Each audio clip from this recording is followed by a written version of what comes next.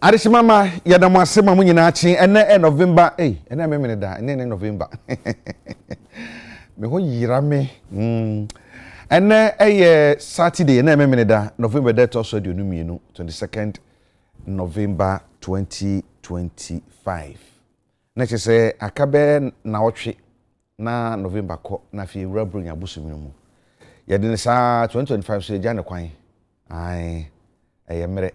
emre no se ba na ba no nsia bo ba ko na bo mienu na bo miensa saa na ebedu bebi edure ye no ntina kopem se bobodu ba ko dwumade ne critical issue abidwafo betena se ne edi nkomo na wonso bebi a wo bia no ye ne wo ache wo adwinche no susu wo bra wo de comment afa social media platforms susu ni nyina na wakenka amanfo sade na won kan ye message na won kan ye message making can be that didi wo no de men kan nti brepam no etutu ye men nyina wia o hyase na makenkan ena no pay mame fa aseda ema special esinso esimanimu wo mu kra ye mu papa se nso ho asema na ma bibiri se typhoid aba pa esan se nso na wonum no wonim bibiri mu ye free ye wonim enti men ko fa yare ma ho ade wonyare mpo hu ano na abesan yare enti so badum so dia special ice american food am sense bibi so ni free ba no aho ye korojin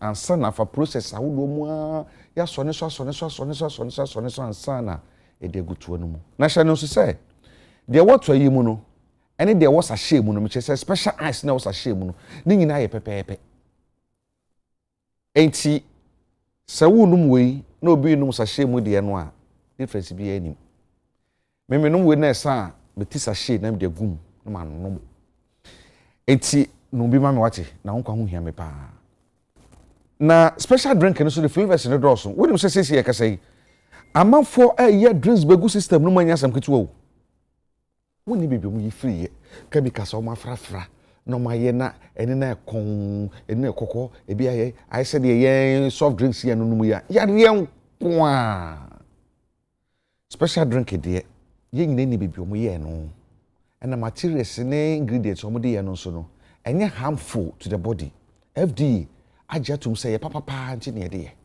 ti so be num soft drink de a man hwe bebia special drinks soft drinks ahodo no eno bi na me kanfo ma say num na bibia na anopa me ba menum this way ansa na me ba normally no aya na da ma num this way me ba na ma ye bohu na so na menum this way na hode na ba karefi so wo enti wo so mo de na num bi anopa ne anwumre enka ne na obehu me ma ye yefre kutukutu de be me ma se emanyam yeso yanyam na yehu se adi anadwodidie ne ha ya dwene a ye de this way si anamu no yefu na twetwe ye nya 6 packs across list ye wo 1.5 packs na yeso ye de agye fans kakra ba me fast dance man need fufu need abekwan eno so eboa papa simanum na fufu ready posim ba yere ne menkani ne bode ne de ena fe need abekwan no so de koku asabe ya ba no so de ne de nya Greek abena anu so tenan no debi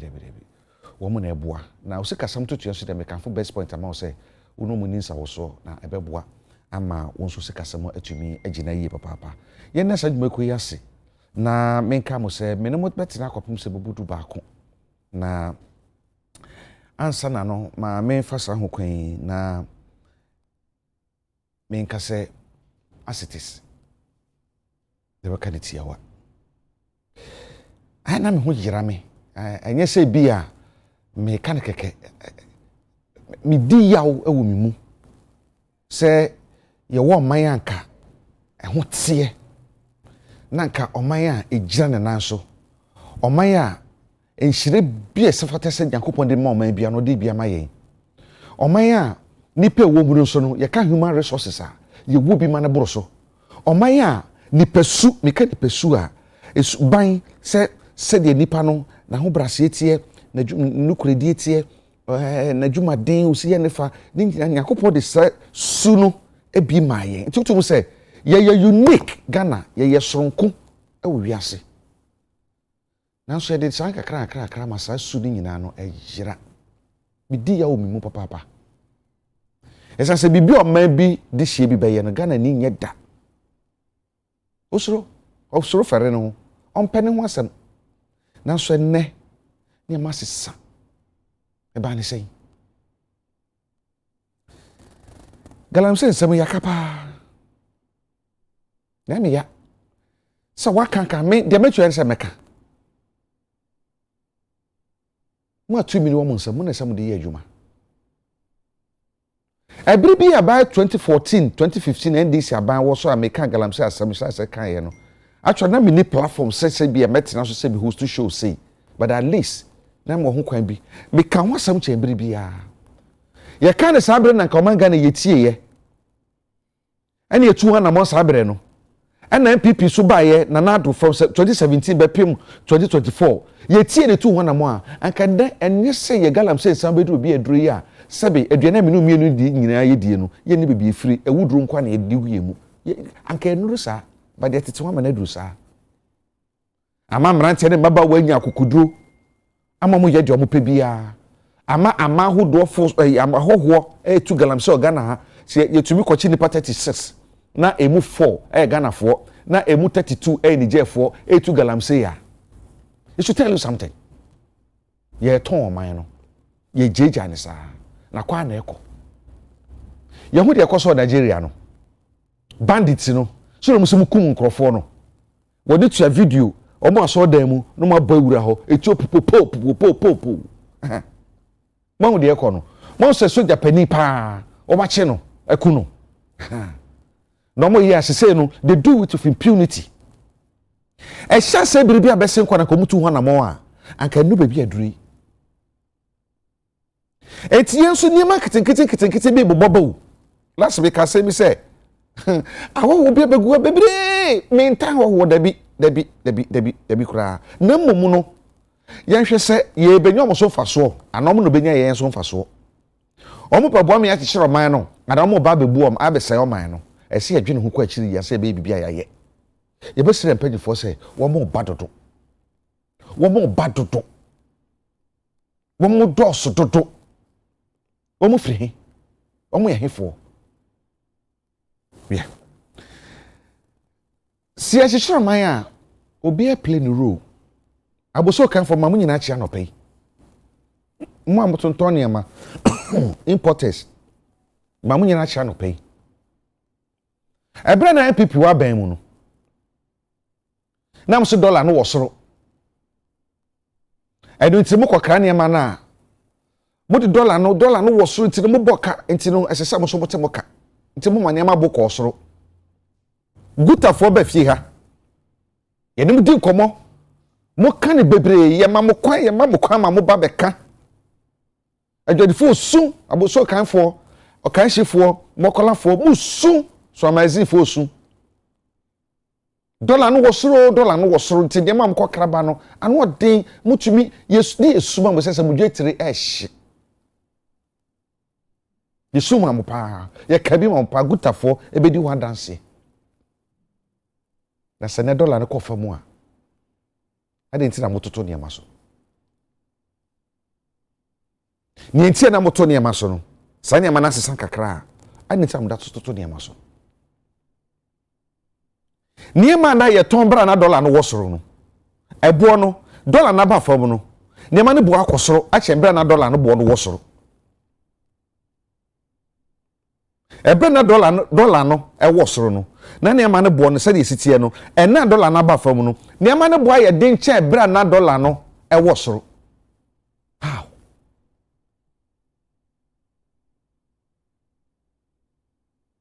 ne ma e ton aboso kan e kosoro e bo no kosoro anya honko a mo ton diapers ne pampers ne sane nyina ne nyina abo no kosoro mo kra na mo de ba e so dollar ne kofam mo ha ne de we hen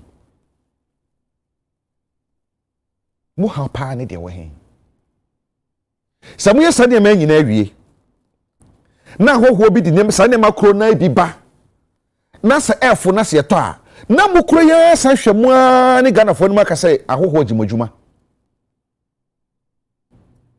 na mo a sa ahoho agimunyuma na ye kure ya san ka bia mamo na ye kama mo no so no niema no beti ne boro so men so enwa he haye no na mo tumu wanye trimodensem anya ti body nsem no kro ni kan ya be se yeka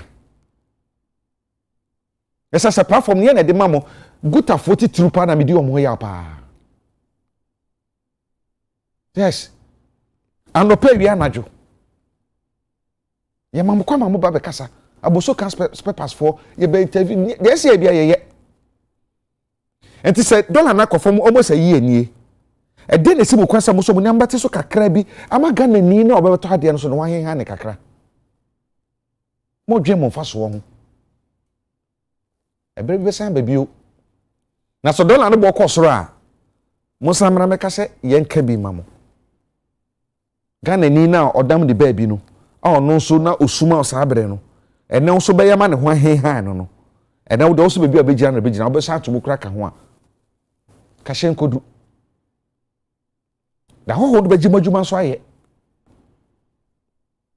on beje on de trappers ne baba on beton fofofo enkrofo beto wo de be ka ho on de da person pampers ne bi beba on beton on beton enkrofo beton fofofo wo de ne be ka ho mo ma ye ni ye ho abro saa mo ma ye ni ye ho abro se Ghana fo mo ma ye ni ye ho abro saa enye nyokre ba kope mamema ayike me boss zuba anope machi na me kasa abidi yawa aya na obi be kase hwe mo hwe video edin enye ndi twa ye but just online for ndi twa ne yakoko faye zuba ne gina ho no mo cha na ni yo wo hoi wo see warehouse e wo Kumasi without say what beje permit Africa me ho wo see warehouse e wo Kumasi without permit China ni anyi say be oboki also o see warehouse e wo Kumasi without permit eti sankakria mefo ni mpanyifo ankonko hu anto na mo a de bi hu ani se wo see warehouse na wie se permit so beje se bia bia den no beton wo ho den no beye wo ho no wo bia nim wan na to asase ne ma no wan na to asase ne ma no o ka so de asase ne ba beye den adenti de ejeja ma hoho je asase eje o man na fi ensem sa adenti ne yete wo ne ma hoho eje o man na fi ensem obetu akocha na koye we you dare not ono bagana wo na Ghana niama no ho kwan ato asase na ma no na osi warehouse onje to me fi obi anchen onye to me obi anchen osi warehouse Okumasi enti sankanye kemefo ani odin zuba machi bio ana mutu anamon ekokochi wo mu a akobesi warehouse na wie de obe na oye na chese ojin wa wo say what is going on then the cause chese won tiase o won tiase o why are we doing this to ourselves aden na ye jeje ho ama asem eya fa yasi abedu brebi no ye nya say o from day one me that dey bia me can say me say yanhwe ya ye ya de hye no ye beda ne ahoho ye beda ne nko o ye ya de hye ye beda ne nko na ahoho na abaga na mu no ebeye ade hye da ye mo ye be kotokoto wo mo gradually ebobaba enkakra eye esanse bi nim oman a hoho bi fedi man so aba oman no so abaji asase esi warehouse wo bra oman ni nim ho hwe obi de container ketwa bi kosi ba bi a ne yetata no obi de container bi ekosi ba bi a produce permit remove by do ne abodate unauthorized structure you free ho. You see, the country is sinking in a way. O man dem mem e wo kwan bi so. E say yama ho kwan ama tumi ene mra anke betumi ama ya kyekyere man no. Sa tumi ne mra no bia bu ne ne guso ma hoho nso bu ne ne guso a en fa ne ho because onu se ga ne ne bu ne ne guso. I don't care. Anka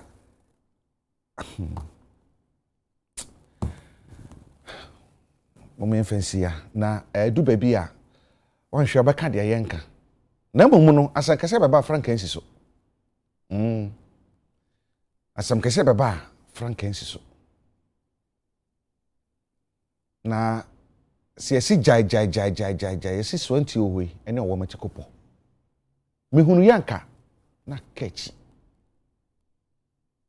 mehunu yanka na kechi nti se betina se na ye de oman no ato chacha saa etuji ye nyina se betina se na nananom ahemfo assemblyman fo DCE fo asoafo empanifo ede tumi ahye omonsa businessman fo ne wona eka ho ye betina se agyeja ye ho ama ho kwan abeda ye ho ama obia betua ba de ope bia ebre bi beso a onipa ne benya tumi achen wo enti wo bona pampam kura emmo usuro kura se wo bona pampam ngba ka kwa bi oso ye igbo hini ose hwan won so de si no okasa kokuduru so no yes onfa ugana no onfa nya hwe okasa na boso yes ono ofini mamu no abaga na ha no obesi ne ho hene esiga na fo bi ahemfo e de abata ne ho enna oye bibi na nya ono kasa na boso sede yes okasa na boso yeah enyo no nko ano kra de soso enkitikiti bi egu ase enya agro esanse ye ne ma ho kwa mana basa si ahwe ye bribedu a ye be yankoa na hoho na ba o manum no on be adehye sabre no ye hu bibia enye ye bio asa na se betena sa na kodu sabre no so a etoje yane a ntiaboso kan fa no pe mama chepa ne ma ne bor mo ma ne nkosoro mo san mo ntum mo na bre bibedu a nanu na subi na so na se ma ne da subi na so amen kan se ma ne da subi na so se dollar no hiri kosoro na se ne ma ne bo no eye yi a mo ba bisu e de a kire yen mo ba bisu mo kra ne ma mo ton ne ma mo nim se mo teso na mo teso no some last year obeko car garage saudo ni nyina na ho nyina pan ene garages dodo obeko bia cars go ama for business starting kakra enti se won so hu se bibi dollar na yeye kakra enti biso memmo menu ma na ho henga ne kakra na mo se dollar na yeye aba fam na momu no me koso to mi ne mamu a famfa so ni nyina ai good for mo catch say ye mama about 6 months 6 months atwam enye 8 months 10th month 11th month mun ewe December na 1 year ya mo sepa ebra ne beso me dem ase na no pay ene ebejafo be me ye di nkomo na mo no ye nya ne tie se gya to ba bi e won kran ha ya ye se Weija empotamu ho ba bi rubber factory bi a ewo ho ana se factory bi o ni gya to mu ho nti no enche ye bekwa homa no so na ye na musini ewo ho no wade amanebo a ewo ho na bre se bi na digya no to mu se no ana de mane ko baaye no ene de omo ye ho a emegya na ba no brepam no ye nya no a ye bi di nkomo nti mu ntwan di ntwe homra sisi ai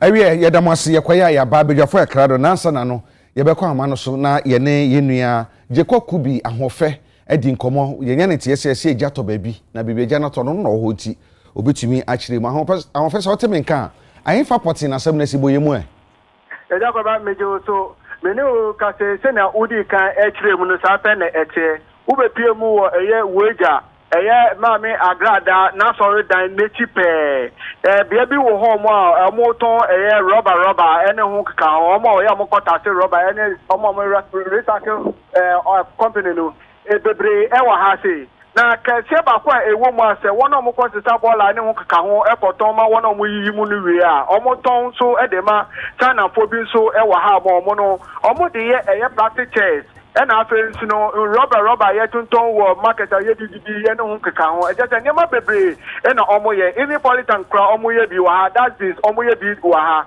na no ahomachin be se 12 mo na meti se Agya ato ha aha sei ede meka ebepie mo ha na eye no kwe eye bia omo ye machine omo ye rubber na kasa na Agya na ato na eza se eye plastic nsino ebi ahomachi 12 be same menu ka se ye da so e wa ha Agya na hia na ehye eye odum jafo omo Weija abepie mu wo ha omo bua situation na Agya na edum wona mo ka so a ene hu kaka hu nyina eye fire service for na abepie mu wo ha omo bua se Agya na bedu na mom Agya no omudum a bebe omedum efri eko etire no na rubber no atan ahya se esom menu ka se Agya no gusu dari bobobo a enya atemkuma insu a eye fire service fund ba ni nyina asa amanya me adum eye drip machine no tanka ewo nti ono so edi insu aba menu ka se omo connect eti drip machine no edi ama eye fire service omo tenda na egusu a pop insu no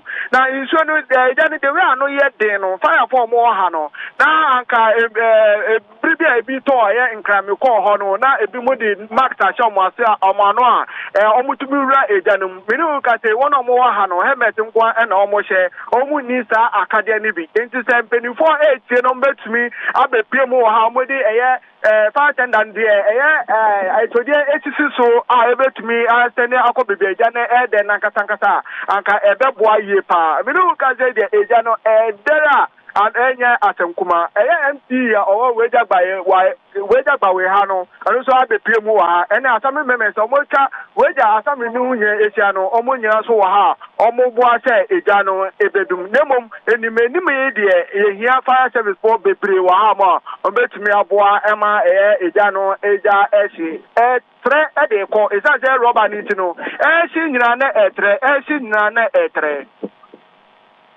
na brebe na chance Jacob echi ate 12 am mi akasa mi bedu ha mo say 12 na wo mu ntumi nkyira de airport se bia nipa da ho adwuma fo ho eda ho anase no mo ye adwuma anase o mapon no mo ye adwuma fo e wa ha enso mi nu ka say de adwuma fo no obi bia ni ho a ne ho aka na so infidi a e wo hari nyina mo de adwuma ne de mi nu ka say de ba kokore ni ho mo a wo nkwam ni nyina ahyehye a eguso eche eko na ayi adwumayefo adwumawura anom no wahu bi wo ho adwumawura anom no omo nye Ghana fo omo ye China fo omo wa ha mo bebre na wona Ghana fo omo tru etimi sa rubber no betonton mo no so no dodo na so wa ha mo hwe se ombeboa ma Agya no edu wow nti yakase Agya no se ne ede ya na ede sene ede na udi nso ni gumu kura na afasa wan ma no ho so kura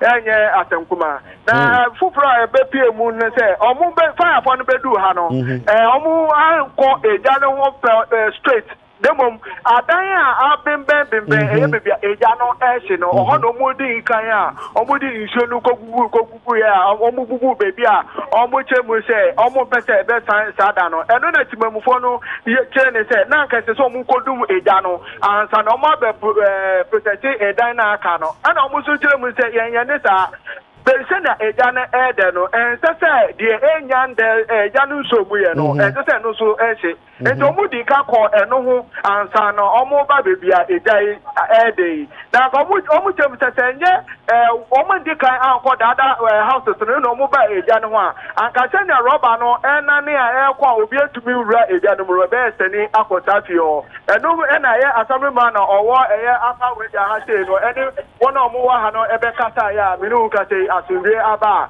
eja dum no eguso ekoso nemo eja ni dum ni de enko bibia ano dina na eguso I see we dey em say ye nebre sempa say dey ehye na no odin ye pa nti no fire for no bia san aba na say wa fe no mkofa nso ni bia ba aminu ka say de ense wa ha no eye mienu ba akukọ aminu wa fa omu mienu nyira da ne omani e de akire eye kromo omu kofa nso ni bi e de aba e je se nso ni nyina asa Jacob ya da se na no pay yo ya besa ba unchen bio ye nua Jacob ku bi ne ete ne nka e wo Weija se shi aneshi rubber unse rubber so gu so na e chew pisa no nti e hyepa nyasem kuma na no pay ebu se ono abebu ni din so waba me magana fo so waba ebu mebu odi enche ebu Bokman deputy communication director and officer director edema movement for change now UP then movement for but now United Party say a United Party UP plus UP plus UP plus UP plus nti o ha ebu no ho no the otuano so na oye one of MPs na me Paul Masamo pa na no finance dey bakope na me penasem pa but unfortunately no ose wa brentu onko parliament bio na me so ye den next year me dey never ko otwi ni mu time ona bonko bio machi majo so ona bo mesi wonko bio na ye benya abotani ahwene mu sa wo ono honorable Dr. Dixon Adomako Kisi nkane no ye mrahye bedwani de mamanfo a ewo anya so tuom na ne sambod no so efe pa nti ba oye former MP o se ye ntwen one ye de beba opompo ye de beba dodi no so Divine Nkrumah on the director of operations edema PPP amayoko no obo life papa enra wan sheda nko baby enra de na bia boko eja so come from until so be from the bia meka eja no call night all night all night so no work enwa and me show them crown to me last day be the nine all night last back be the nine all night I didn't credit manu and the woman the first so no for Joseph Azuma on em rase bedwani de man for wo akrofom ono ba ndi shama yokundi mu eno ne for Dr.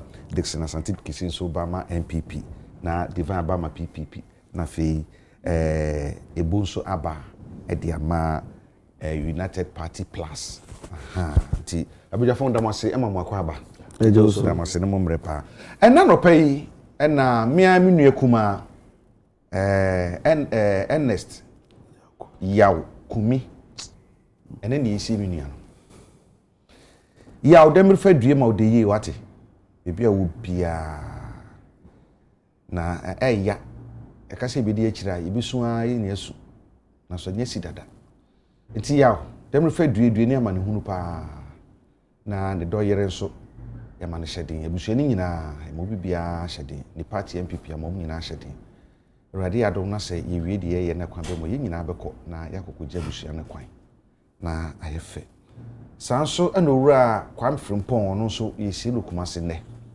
me kasa impefo be binam kwa mu a wo mo eko owura kwan frimpon no na ono owo ona bonim ono owo no hono pe enya na dabi so tu dabi hono ye Bawe. What there? Yeah, Bawe.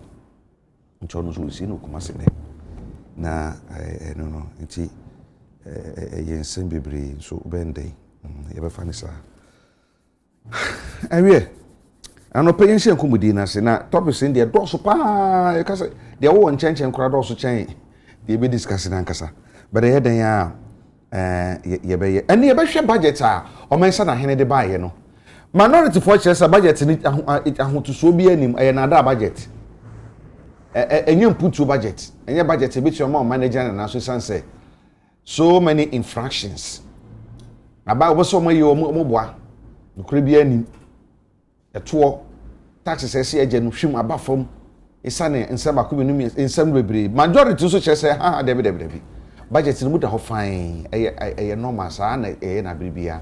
We can say we can say, but in reality no the baby say say esa na ti ampa na fi ahwe budget ni mu so no osoafo no can say me ye rato force can say do bi what you say ye the sika about 80 something billion dollars if Ghana ha kwaba no ne say ye de kwakọ kraniama e de abagana e ko wi ase no about 31 billion no niama na ama sika no so ama back 31 billion US dollars ye say de kwakọ kraniama fi ama no niaba Sikadi nyina for I think say 86 billion dollars. Ani de kokko kra nyama de aba Ghana. 86 billion dollars no. Emu 55 billion dollars nyama ene baaye. 31 billion dollars no. Nyama na ma eno so sika no so ama. Na ya hwe corruption related issues ahodo a ewo ho. Owura ka no for that dey say a charge no. Amanfo say OSP se aso de emu no kure sense fa so bi ani so ebi no so kyese nya ma no nye n'adwuma akwanside ahodo bi ho ye behwe ne de no so nkomo na ya hwe for instance last 2 weeks and last week can be about all African games ne ma na ekoso wo ho a ene so be mampen so mo ye forensic audit no eno se ye behwe na ye de ho nkomo sense as we speak no wo mo a service providers nko ye nti o moka wo mo a render services ewo ho no dodo na yenti omoka how come nti eno so yebedi hu nkomo sense eno so eyasem hi a se yehwe ne ka wasem na corruption no ye bibia ho kora dodo na fi yahwe MPP amayoko no so no wo mo wa ma no ne ana so wo mo a enya kwan koto aba na obi besi o manem akoto aba proxy voting no this time around no wo so mo mpene ama mo nye proxy voting MPP branch wa ma no ne chese we de ene ebinum chese dabi me otumi se beto rese bitumi nto a ade na me mo bi nkoto ma me ye ne da na ne nkwa de denti na sesa ba jo why se bedwa ko no so kire se sa na mo nto no mutu se na be ya obi nkoka se ye wiame na bibi ete sa emu beda ho fine na de obi di nkunu bi am so wadi nkunu na obi so bi se sa na ti ampa se ebia nyina so de bi ni se bi be ka se bi abato no emu ana ho fine because of proxy voting there until all this time around no proxy voting no enya influence negative influence or abato no so ema de se so die no wonya ni ema de ma de se so die ana enwiem bi betumi akoso because of proxy voting ana ni nyina yen sebo na no pe ye bedi ho enkom nti mama isha semfamfiri honorable Azuma so sense wo no de budget ne baaye na ya hwe honorable budget ya mo de baaye dom kuma chese budget no nyina so bi ese de ni so temu ya de lagbaja budget nsheda emwa oma references bebre yakeka nsema do bebre maminti o smadu Agya Kwabena me dase ma wache matiefo ache anopai menua no ma na bi no mashia menua divine backman ne my leader adoma kukisi emsa menni shia yache be bai na menni shia ba ko mi ni bisa shia yache metie no kakran so na mpanimfo nso de mahwe omo ache pa na memmeye mpi na mendu nkran enti ni kase na yeshia ye bedi oman no ho enkomo na ma mencha me constituents omo na momo so man metia as a member of parliament UTV fidia na say television station programs a was nyina omo hwepa na no pay kokobo ba SMS amba he dem nim say okwa kurufo mu a adehye omo ho ahemfo imamfo ne ema na mema obi ehwe nti mechi omo na maka chiro omo se dwon omo de hye nsalo so egu so be 2 weeks ni na me wo ho omo amu ye nsano dwuma fa esua adepam omo ye graduation so me organize ma omo ma me ma omo support bia o se me dem omo nipa be 15 nso me bo omo kakra ya me ma omo bibi kakra be 2000 bi se omo fa mpe ba bia omo timede omo shop BSc na omo program na nkasa nso me Fiscal kakra de ma omo masters nso ma omo mfidi se baako se obi opese osua adepam no bi no oni score de beto afidi omo admit no me ma no metwe on admission fee no na ya so asene kakra na ye to machines no gum no mo sua ti ano so ya de ayeye omo 2024 omo ye graduation na me former MP no ekoshe omo bo some 1000 cedis each bi say antimi anko but ende ba bi oti ye nhwese on the best na be yenti wo mse ma meto common fund bi ade but me kan say me bo ma no so hu sika na ye ready next week me kwa me de ekoma wo me beto say kro from so ba bi ebobo bi ani ho park bi ani ho ba ku bi ana ho na former MP no be somewhere 2022 or yes or na kututu ya no wantimi anko ho bi ti me show mo boss me ba ye be bo na develop talent in terms of sports me no ka say metimi aka say within some 4 months me call no almost done pitch no maybe nseba make nyina so me dane ho adance ya de ama producer nti onyakwa na o de fam kakra o me hu say enye say MP na betna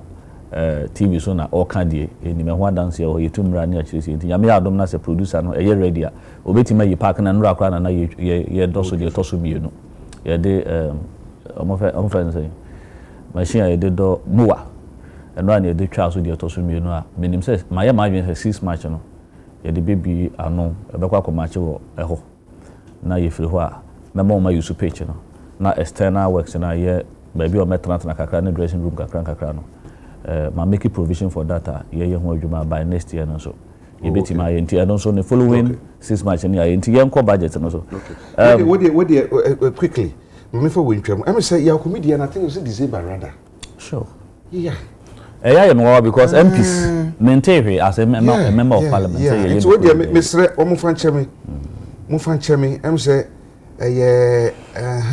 December ampa December rather until with the Bushiano and Fanche and Adolfonia Fanche, yes, 6 December. I to the bachelor, 6 December. It does. John Temle, not a year my dream as a member of parliament, the year Yakumi na ya moya manianka, a bayawa, lamenting once in Bia, so say, come once. A job of Brantimedasi, any minianum self mania, a breaker cramami, yes, say, ojo ye hwan ma de papa nsa kwa nti enya kwanya we de o say de ton ye 1 or 2 things bi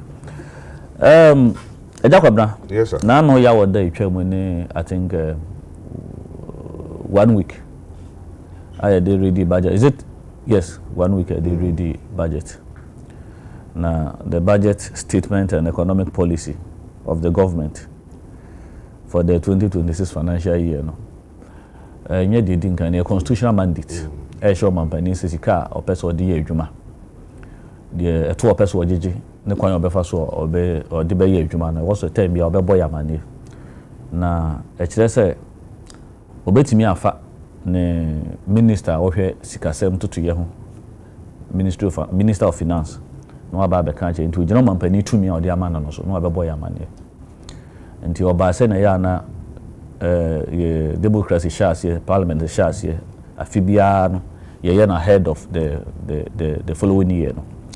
Na ye hu say 2026 aye be kon. There was a year when business people, timamofo youth unemployed, even omo ya employed omo so hu say sika ye de betwe ye kan to bi ehu omo wa manani on be ba omo anim so abaye adwuma on pese omo sika bi on pese omo ye investment wa man a omo nyina so ne ade no omo so now I'm also the aye omo projections anti ekoso na ye hwe ni musenka ebe koso kra be 2 o'clock wia na ye nuanom adomaku ezekusi kisi no mo ye sa asem no mu hwam nti nya de o mem ya kenka na wia na de nti o me pushia me yakokenka na najo Ghana fo da ba Ghana fo nso hu se asem na e ba no hu hia nti no mo nai o mo transit sa bre no sa da na ye approve chief justice ne vetting and as a appointment committee or call ye atoto na no awie ye bibia awie ye de ba fie ho a nikwa say spended more than 10 minutes nanka ye de genitum na ye kobo mampani amane ye say ye gina Ghana fo na mu hwehwe ne nsemu hwehwe ne nkrata mu hwehwe ne bibia no or ye fit for purpose or you're competent to serve in the jurisdiction and I say the position I would then but you know I'm dwane sorry free vetting no United almost extend e dey by fear ho monim say na ye ba bia na nye sa platform no and also mba ye dey no more ye but strategically omo ye dey an wo dey na omo ye ya ho man so twen ne ma mo ko raise no wo no more opportunity say bibia on person ombusa na vetting committee omo an omo yes ne ma ne na omo te vetting committee e ho ne vet wo mo na mo de mo report ba fie ho a ye ya ka no ye debate bi ye busa say ye ko vetting nipa no A B C D E any report a ye di aba mo amogitum ye gitum ye ya ye gintum ye gintum ne ye ko ye nim a process and then say take more than 10 minutes but you know ye wo madwen say issues o mo raise ya ansa na ye refer report no e dey ama vetting committee no o mo san ko vetting committee no ko yes ade na e san ba fie ho a ehu nya so mbe san ba yes ade na enti no mo waste your time keke aja sa na mpese me che but enu nyina nsi budget no ko ama ye ko budget no ene ye ko kenkan budget no menu anom NPP for buy no on be kan budget bia na budget no wodi an na hwam se na ye aduane a em se wote UTV ha na se ye no ano ba bia mete wa ha na se evi na krofom kwa wote ni hwa ebi ne nkunim budget empuntu budget adwuma budget year of rules ba ku bi na ye nkrakasa onyama hia or something budget enti na chese budget bia wodi a akono but the tosun bi no e be kan yenu apani onomanyamfo case auto force be kan budget no ya mfasa adin akese ni bi anto budget no so ye be kenkan nsemo a ye kire se ye reset oman no ama oman na nyini ama oman no ye economy na expand na create jobs are sustainable ama are attractive for business people or person wey investors normal be investing and mo be kan ho asem na wo hwe budget no din na sa wo tietie nsem e call so e wo na wo kan budget na wo compare budget no to 2024 budget ne budget ahodo abatwa mu ko na wo hwe the way ayaya ya adwen say e be ye budget no ye de empuntu uba na wo hu say ampa ye de niam papa eba because say yes wo pese wo hu sebe previous wo yira wo wa no sebe ne mru wabomu a enya kwantentin bia na wo so wotwa wo sa wo hwe sebe wase hu wase a no hu say o me yira me wa ni so when you 40 years I say no obey when you 50 years I say no obey ti say what person who budget na ndc ye dey buy no na who say budget na his excellency nam Fiscal auto force so dey buy no eyehwam esefata emudo sebi abawo mu a enko wachi bibiri wo de kone kofa 2024 budget a yenu na MPP for dey buy no no sector by sector di omo kan say ombeye di omo ye baby ana oman na duru and now they assessing the budget to conclude say there's something positive in the budget or not. And then measures free capital expenditure in the budget. Sika ye pesi ye de capital expenditure nearma ye fapim ma o man ni ma expanding the infrastructure ma sebi ye nyina so na ewo ade a eno na be create enwuma ebetima ma sebe enwuma ewo anidaso enwuma ewo enyinaso enye yafa obi adwuma ye be ma na adwuma emfie mienu ye ntimantu ana kabo so me be miensa o yafa di adwuma na je agunye no bi na wo 2024 budget no mu a the total projection NPP for project here for capital expenditure so we invest wo capital expenditure or investment no. Na ye 28 billion Ghana cedis. 2024 budget MPP. Saa na omuka so omo de beko. Na saa 28 billion no. Omo ka che say economy no ebetimi a support saa 28 billion no emu 18 billion. Investment omo ye no the capital expenditure and that's investment one. Omo di 28 billion na eko. Na 28 billion no oman na nkasa ha no mo. Saa economy na my build no. Economy na Dr. Mahmoud Bawumia na ye chairman of the economic management team no. One the finance minister ne wo hwe na wo hunu ko busa ho asem so parliament na de ndokwa ebe and I said ye chinya be wo hwe na wo huni omo so omo di 28 billion and na ekoye capital investment na no omenya only 18 no makọ amanya hodo so akwaje tan wo hwe na budget aye de ba ye ya ye di 58 billion and eko capital investment. You're investing in capital expenditure. So 57 billion na yede ko ho. Economy no within 1 year no. Yenya yebetimi ama economy na nkasa managed by Atoforsen. Or my 45 billion from the 57. And it is all my betimi nyini, or my betimi akonkan, or my betimi akoda nimu a. Untimi nye without investing in the capital infrastructure. And it is obi nanu ya less than 1 year or the 28 and echo na 28 no betima generate only 18 na say ye the budget abanne ye the 57 echo 57 no ye betimi amamu 45 a ye ma wo examiner na wo ye wo mark wo ho a eho no wo be mark NDC saying no mark MPP say ye mfa eho nto ho na ye nko ye nim Agya Kwabena your friends one year call bibi to say non-payment of contractors. Almost all where this buy no. Muntia contractors.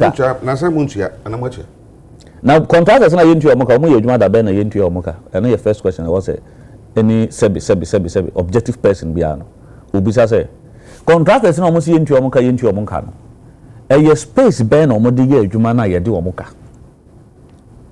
Emududu na about 99.9% inyumo omo ye no. During the NPP. Mo 8 years am mobile no. Mo contractors bi wa me bo mu din wo ha. Enye yi. But makoshie bi wo roads and highways roads ministry. A mo be share minister of roads. Agboja omo ma nya etokura na watanase. Omo ba certificate sikuta omo no. Ebi dey dated back in 2021, 2022.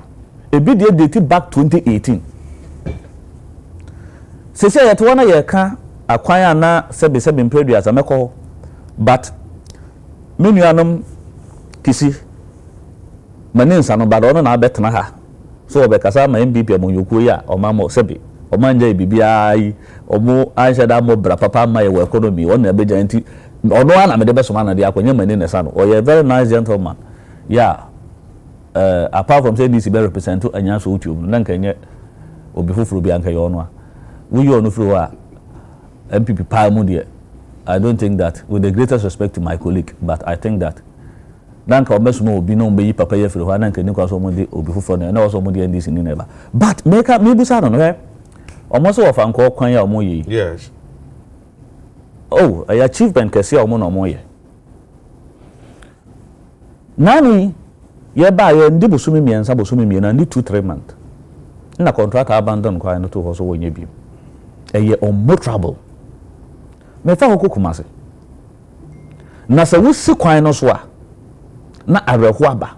Kasa kese ntimi nko, ka keto ntimi nko. Na nanu bi a me ko share kasa kese be 9 finfin na minim say na fe du ba mi na mpese nka me park car no si wo na me si free car no because articulated the bonkum ba ku di nifa ba ku di manim ana car o mo de fa tanka e bi di machi ana ekwan ne nye ana omamo me hye mfinfin ana me hu decision na me take ana me nya kwanso nyina we no nyina ye sebi ewujade a me wofa ye wofa nom NPP fo edijaye contractor na say yeteneka ye ko hwehwe mu no na eka eda ho almost or more than $78 million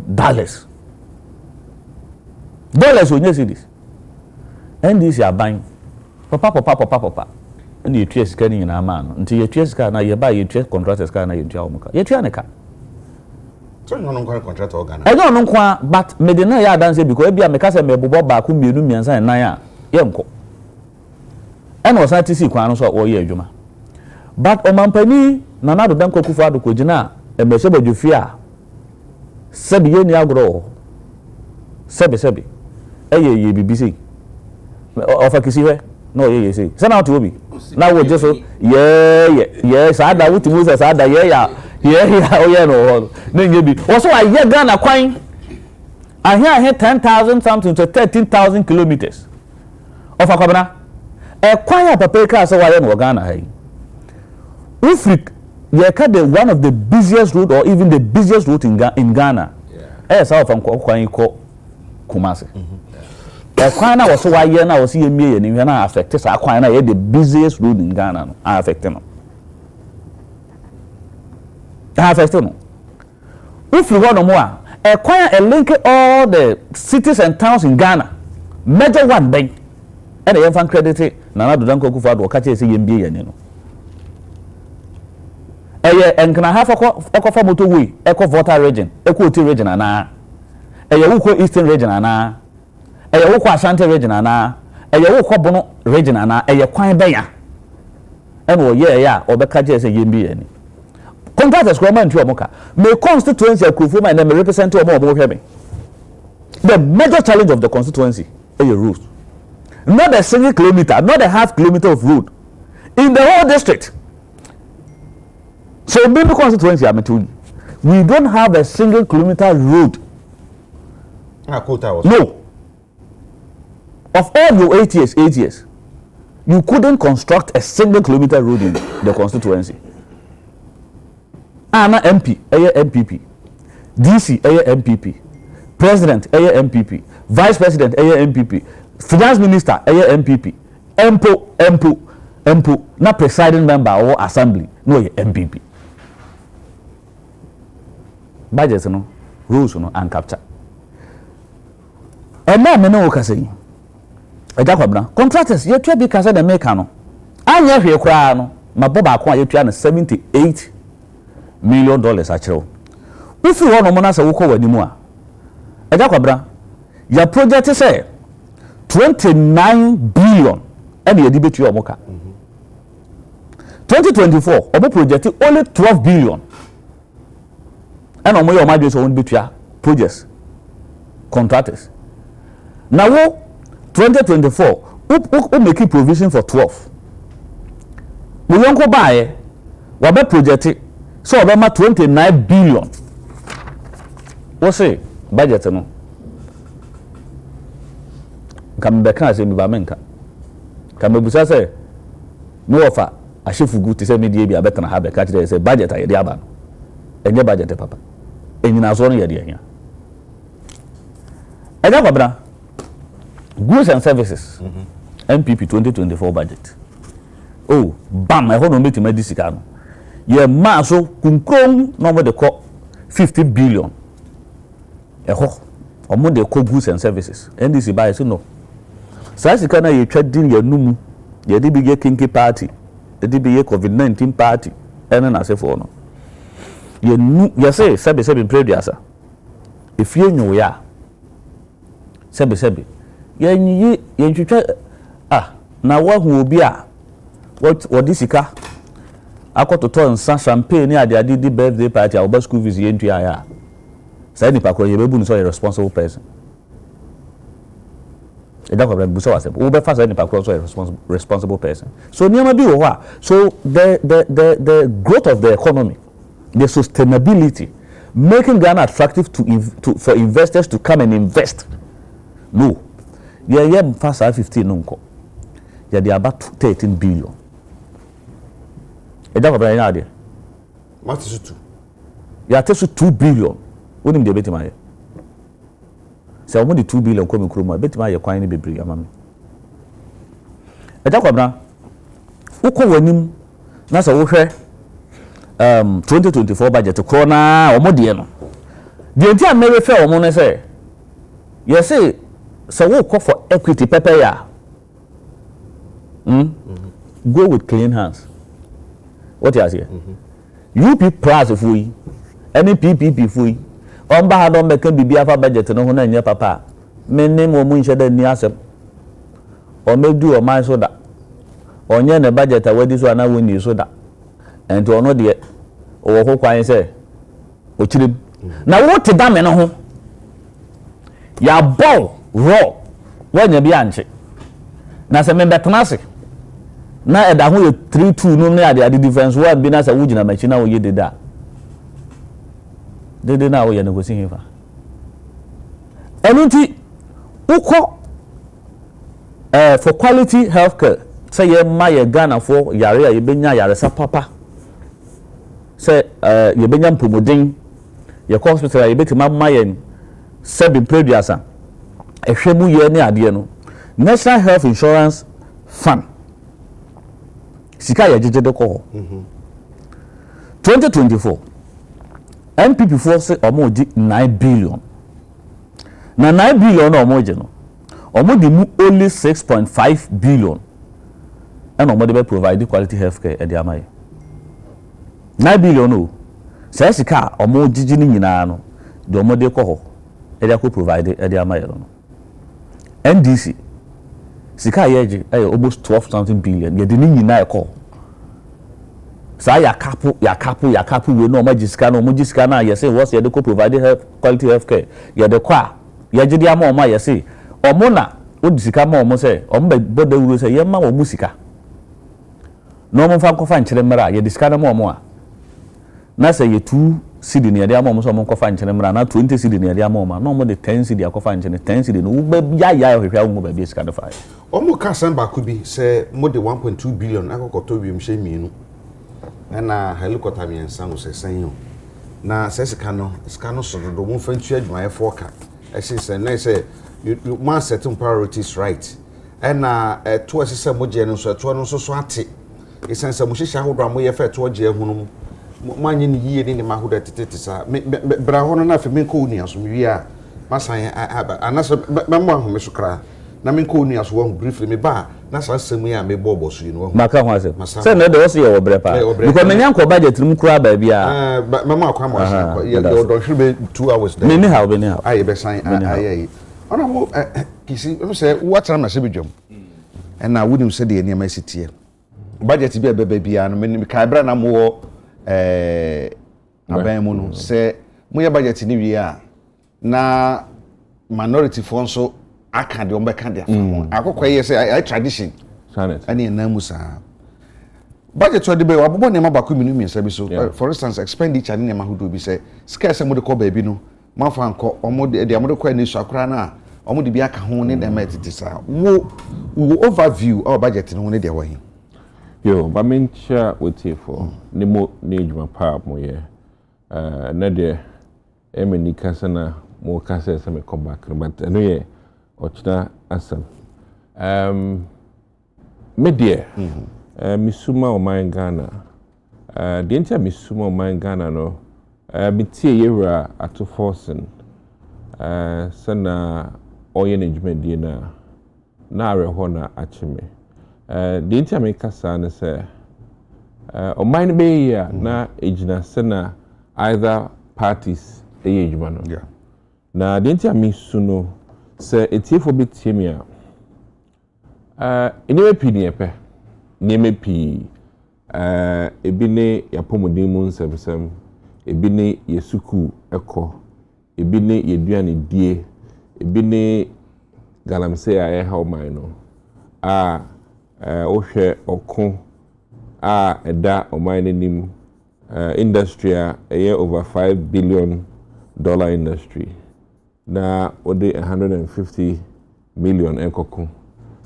nika na dientia me sumo man Ghana no eja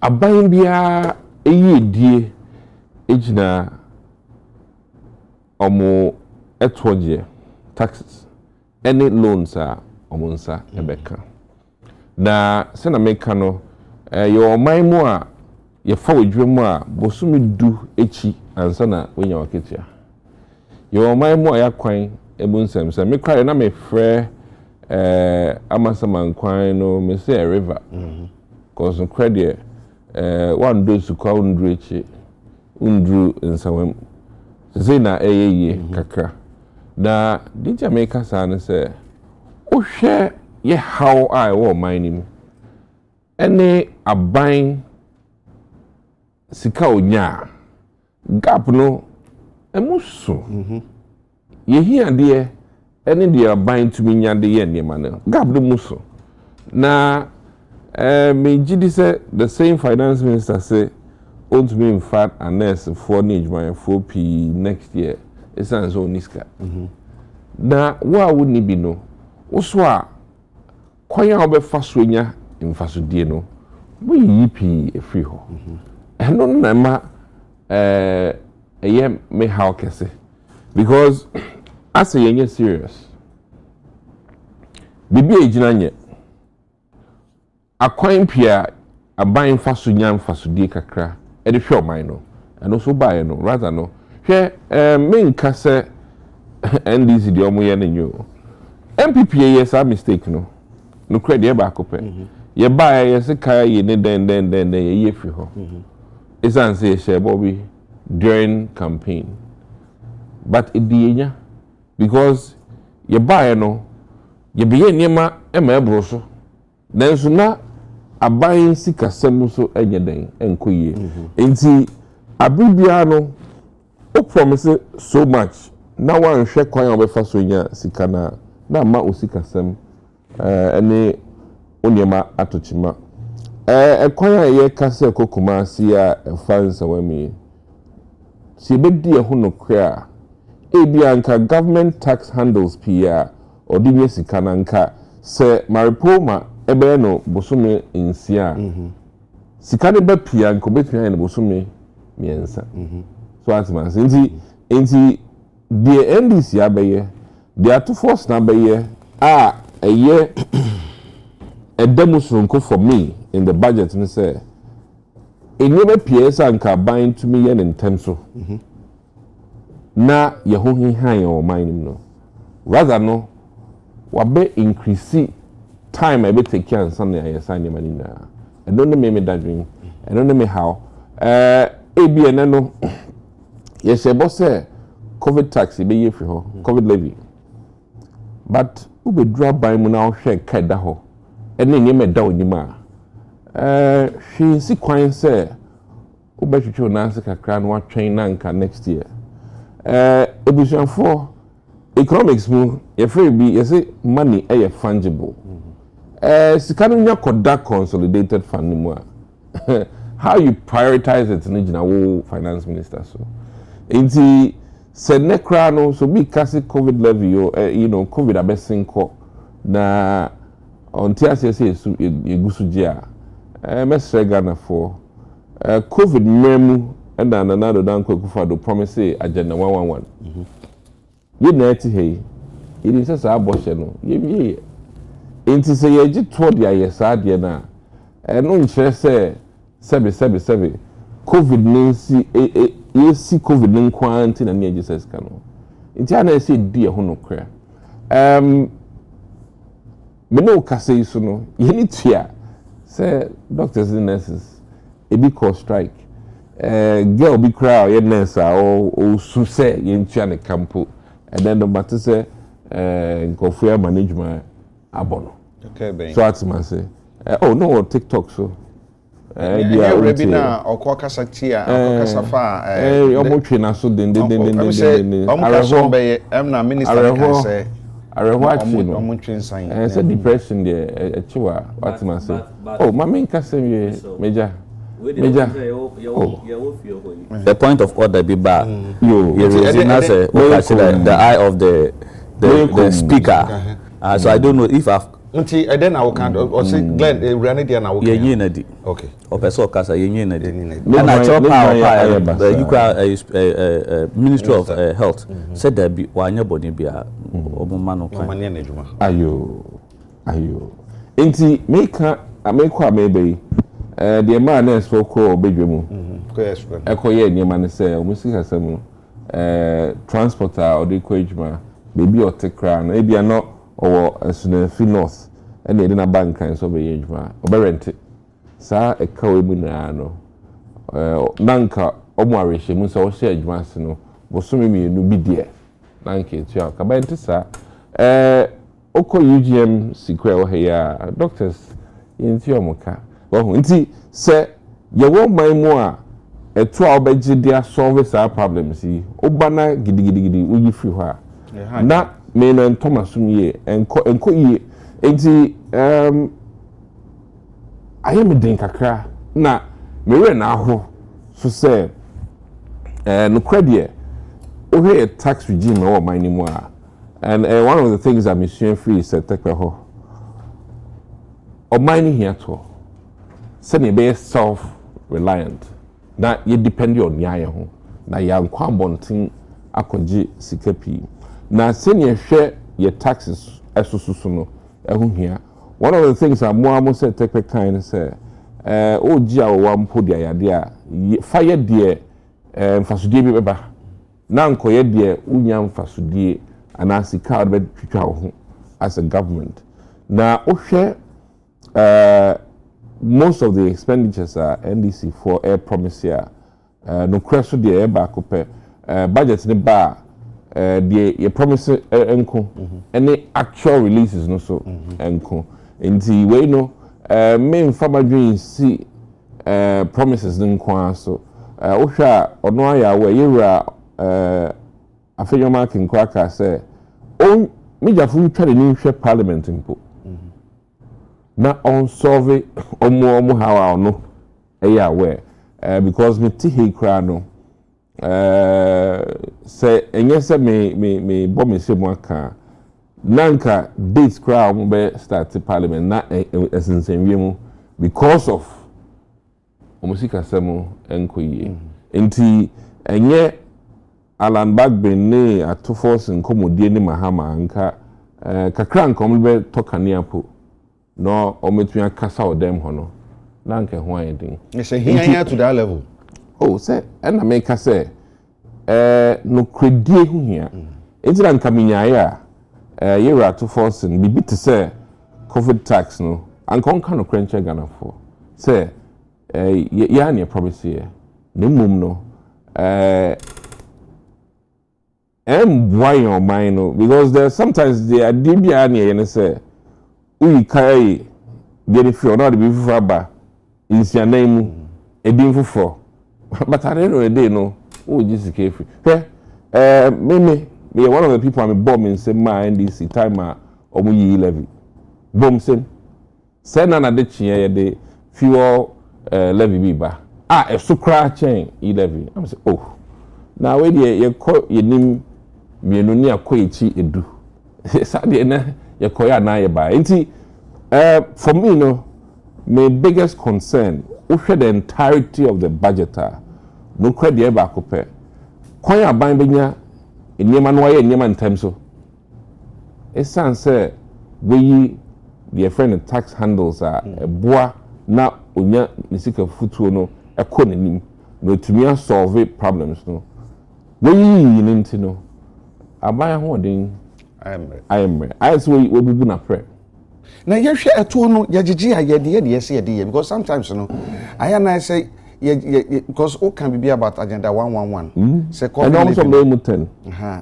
no COVID living na yede be say sika na betumi aye esi sa hospitals no oh yegi san na san yede wuramu na san na yenya ye san yede wuramu I think it's almost say a best saving 3.7 billion so me nye mistake na ohwa the na me de yen chechemu say COVID levy da ho no enye because of COVID nenkwa o but bosha efa ya pomodin mu nsɛmsɛm na a healthy nation is a wealthy nation nti sɛ sika ye de boa ene ambulance pi tires apai ama bi sisi ho anko ene ambulance bi crowd temu air condition asai ambulance bi oxygen enim.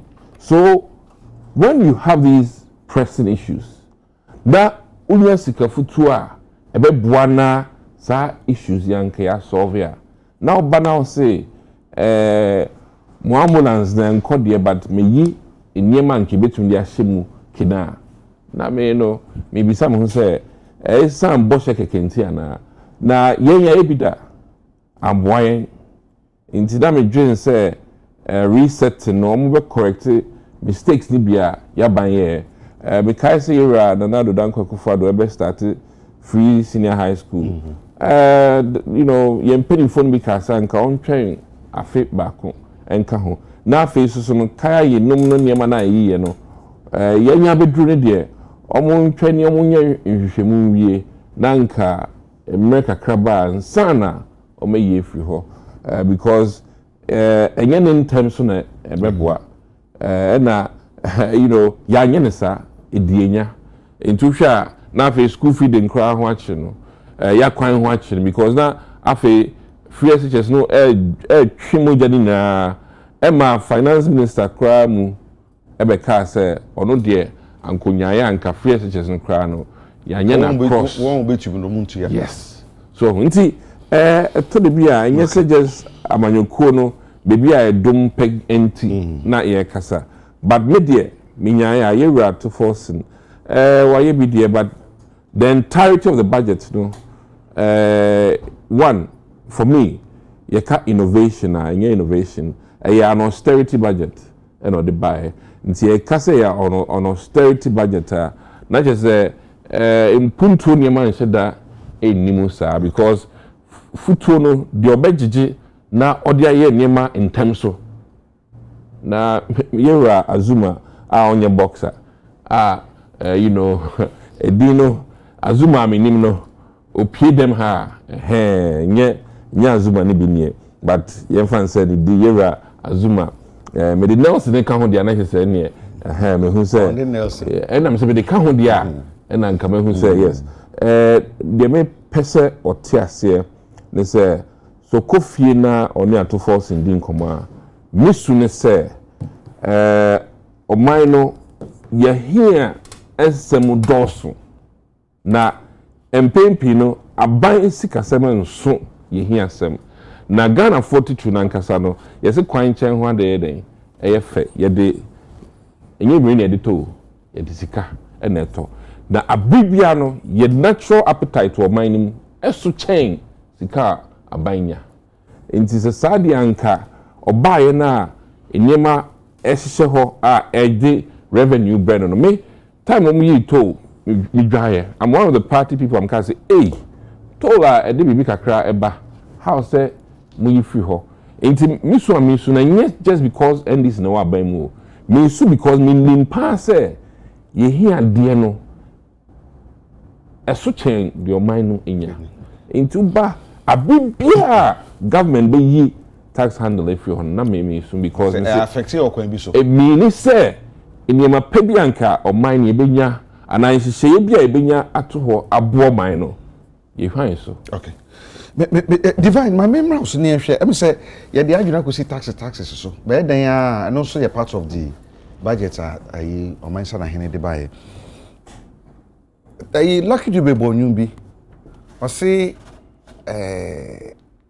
taxman obisa taxman they say ni se ko tua na den eno de ye de bia ye ka ye hia tax ne bo man ye hia tax na chiro man no but me say me wo ma ye na me nimu de ya say aban bi ba no ba tua ka so e bia tax eto bosumi nsia ye de ba no de ye nyani eto bi ye de ba no bosumi nsia de ye nyani nti Ghana fo ye bo mamane ye de to ne beba ye betua ba kuntabo bi ama ye nyina so mu so eto na mo de ba ye no se ni nya ye weni na mo de aye na ahye me am ye tuotua no nkuran se ani betua no mekoso atue sanse ma hu so anya hwekwa metua to no ne de la kan bio tuotua so okay enti no se amane sa divine na de bia no ane se ye tua to no de bia ye tua to no na etua to no a I mean what to me convince me mama nkasa bi ntua because me mu dia wo de sa de bia ma dwen ye me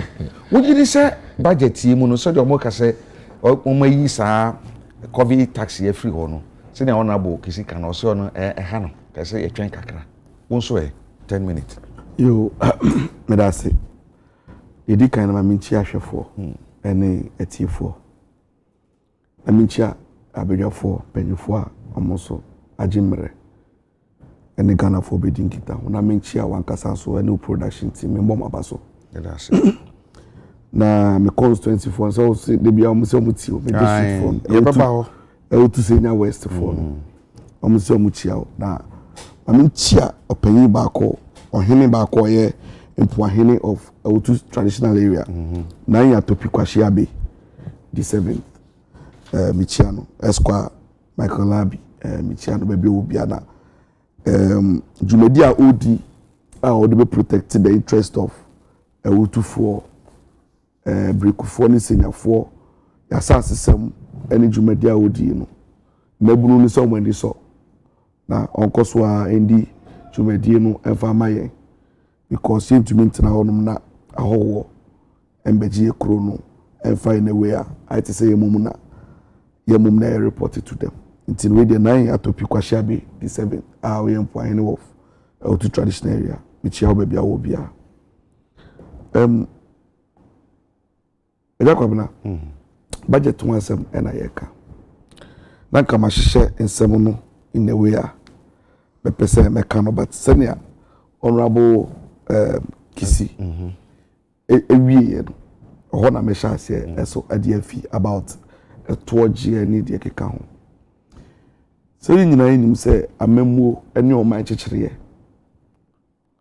ade e friend revenue mobilization ne kese no no na de chechire o man e de ebo o man no ho ebena ana meboa and minjim di say o man bi e wo man ga na mu a e wi asim ha say ya ono o survive on say ono de onje to e wo na manfo onje hwe no no do say obu man no e bia be rely chiefly on probably events and natural resource bia whatever but o man bia I found how omusi omuye resource to no e den omujichi to e di fi amanfo ho na se na bisa ese to enya ho faso ana se den eno na ma unim say timamuni bia ni wonu mu a introduce new tax bia no a any de so ye the tax say 1 peso or 2 peso obia kasa ne tiri hu say ebia e ade e be affect no but ye kasa ye ka nko wi achi no yetua ya intina je say Ghana for no enya ade a ye nya ya dwen say to na ebetua ba ye tua no esun faso ne esun so anso no na ya akrofo expectation no so say sadi we hu sika na wo ji a ma ye hu sun faso enu na ya e concern na ye nyina ye kan wasem na honorable Kisi as an example be say onu no nyam hihye ne say some of the taxes are na mahama ban aba wa ba be you for example COVID tax where you know e be affect mobilization no ema nka jumedi bi esi hie sika di wo baabi no yenya ho beto chima I agree say sika di hia more because aban problem no edoso however you wade be a friend of fiscal discipline we talking about revenue mobilization no then you have to also align it with utilization how who use sa revenue now mobilizing when you are profligate that's a who use scan basa a policy so fiscal policy discipline no any tighter who mobilize said the best one let me give you one example for instance in 2024 your budget alone for salaries emolument near was compensation was in excess of 63 billion Ghana cedis out of the total revenue now 174 the total revenue as a country no 174 billion you assume 63 billion every year compensation kwa but you ask yourself don't say aban we buy adia ma ya ama for me eyi nyina no eye fa eyi nyina betumi ekase enam ne kwan so the size of government. Sesika we size of government no. Saban we buy na se one teswa. Seka by this side so over around that area na you choose sesika we. But no can say we the number of ministers any appointees Saban we have. I form internet sesika we no. It's a form of policy. Sa fiscal discipline no. It means that you mobilize and we be one more ye cut it. Again, oh sa ye can about profligacy ni fiscal profligacy ne de keka ho. Abanda da last time matana na me catch there the government of China Russia, Japan and France ebomwa na number of ministers and another don kwaya appointee all the countries for we na ebomwa and two of my Ghana ministers do China, France, Russia, France, Japan, Russia. And that's just how many America say. Udo mu nyina akeka mu ministers, number of appointed ministers no. O kika kika mu nyina bomwa na endu na adon kwa ministers awafa.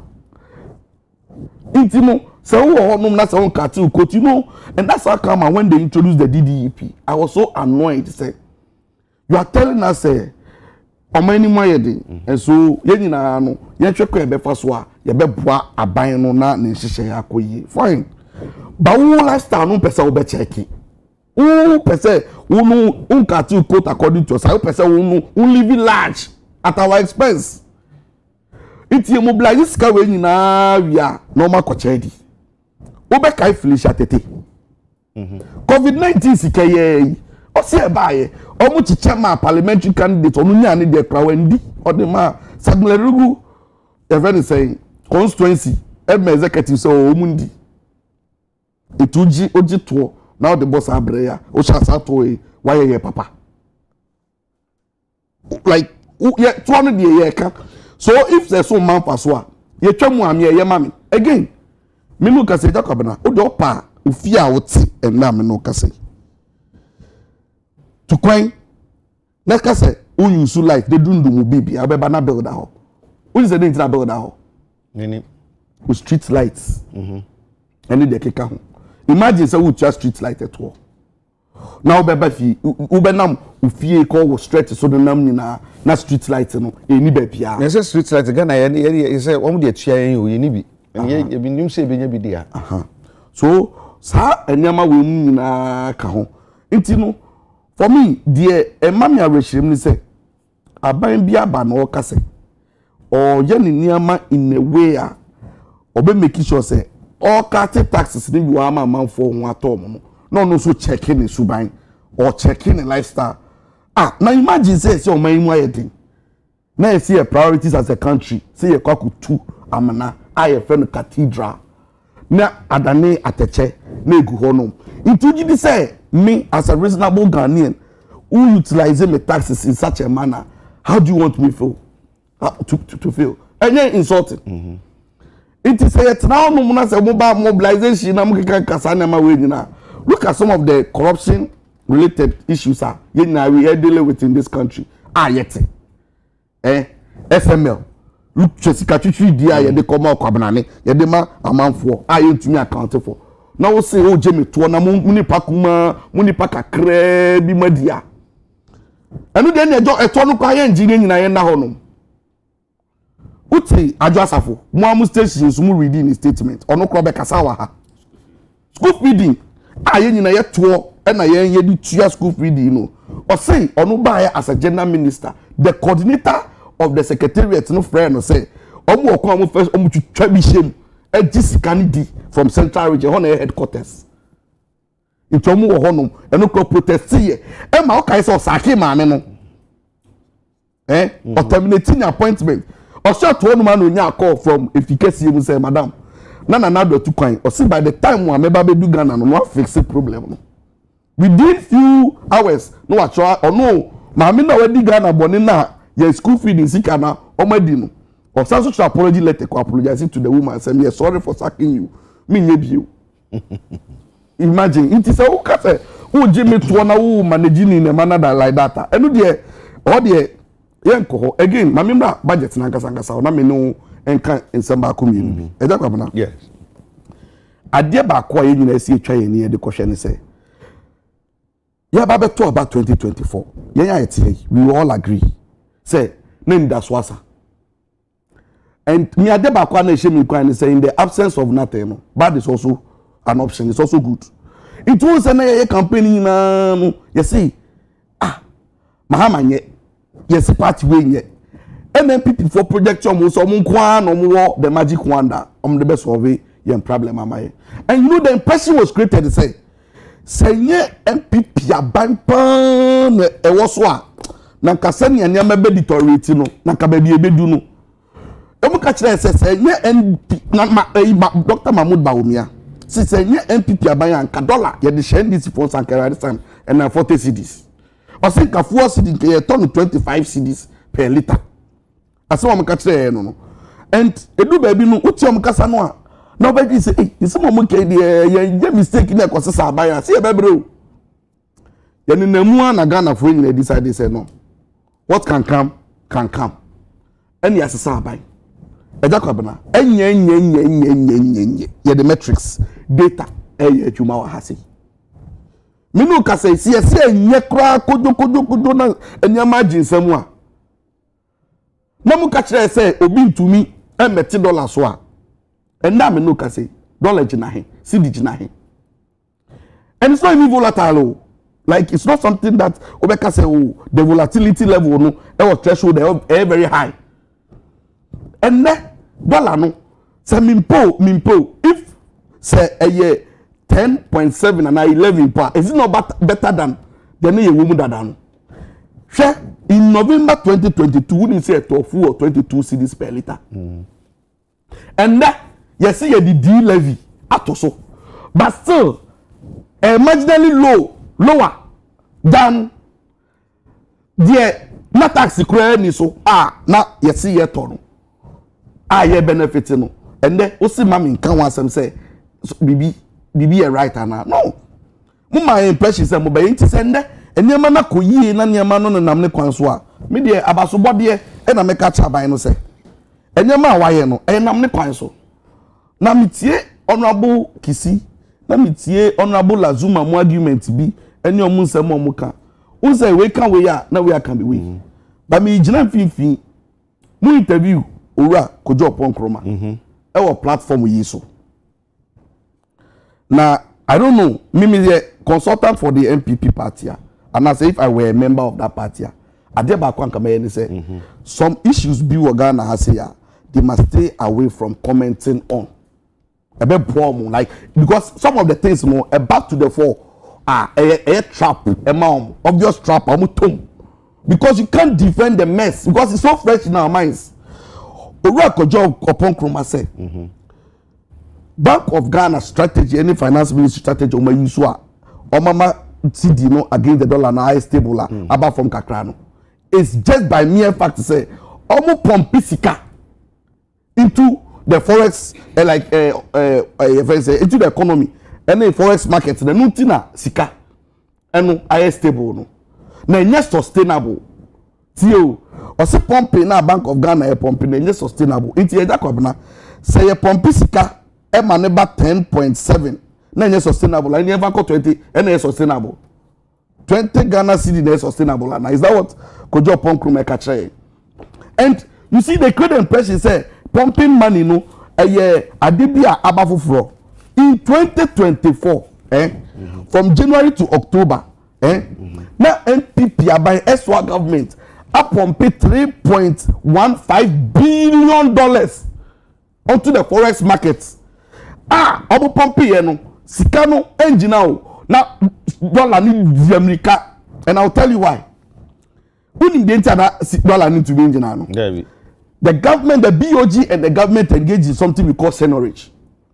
Senorage you know say Omukwa aban no uza as a sovereign country no utumi twa wa osika utumi pretu sika time bia omope eno omukọ ye eno omukọ twa sika sidi no eno omde ba system ni mu na omde sika ne ba system ni mu ye sika no because omu hia dollar no ye nya pompe dollar no 3 billion no a na individuals no wo sika bebre o government ni mu no no mo akoto dollar nda ko she omo dem enu bi na sika da pa ya twi sika kra na hu say ya sika bebre ya twetwe ho a ne sika wa sesa ne dollar ama oni sika do na so ono say sika ne nya ne dia ni nua pani ni nua ba kai say uni ngeti a ya be raise that issue no around that time na government issue fiat say mo we forex trading no mo ye businesses no want to mean keep dollar bi e wo fie ni certain amount me madam ba ko asama kese kofobia ye kochi omo nyina ye the national security na at the time government official na unim o kai se ba me ba ko ofikese o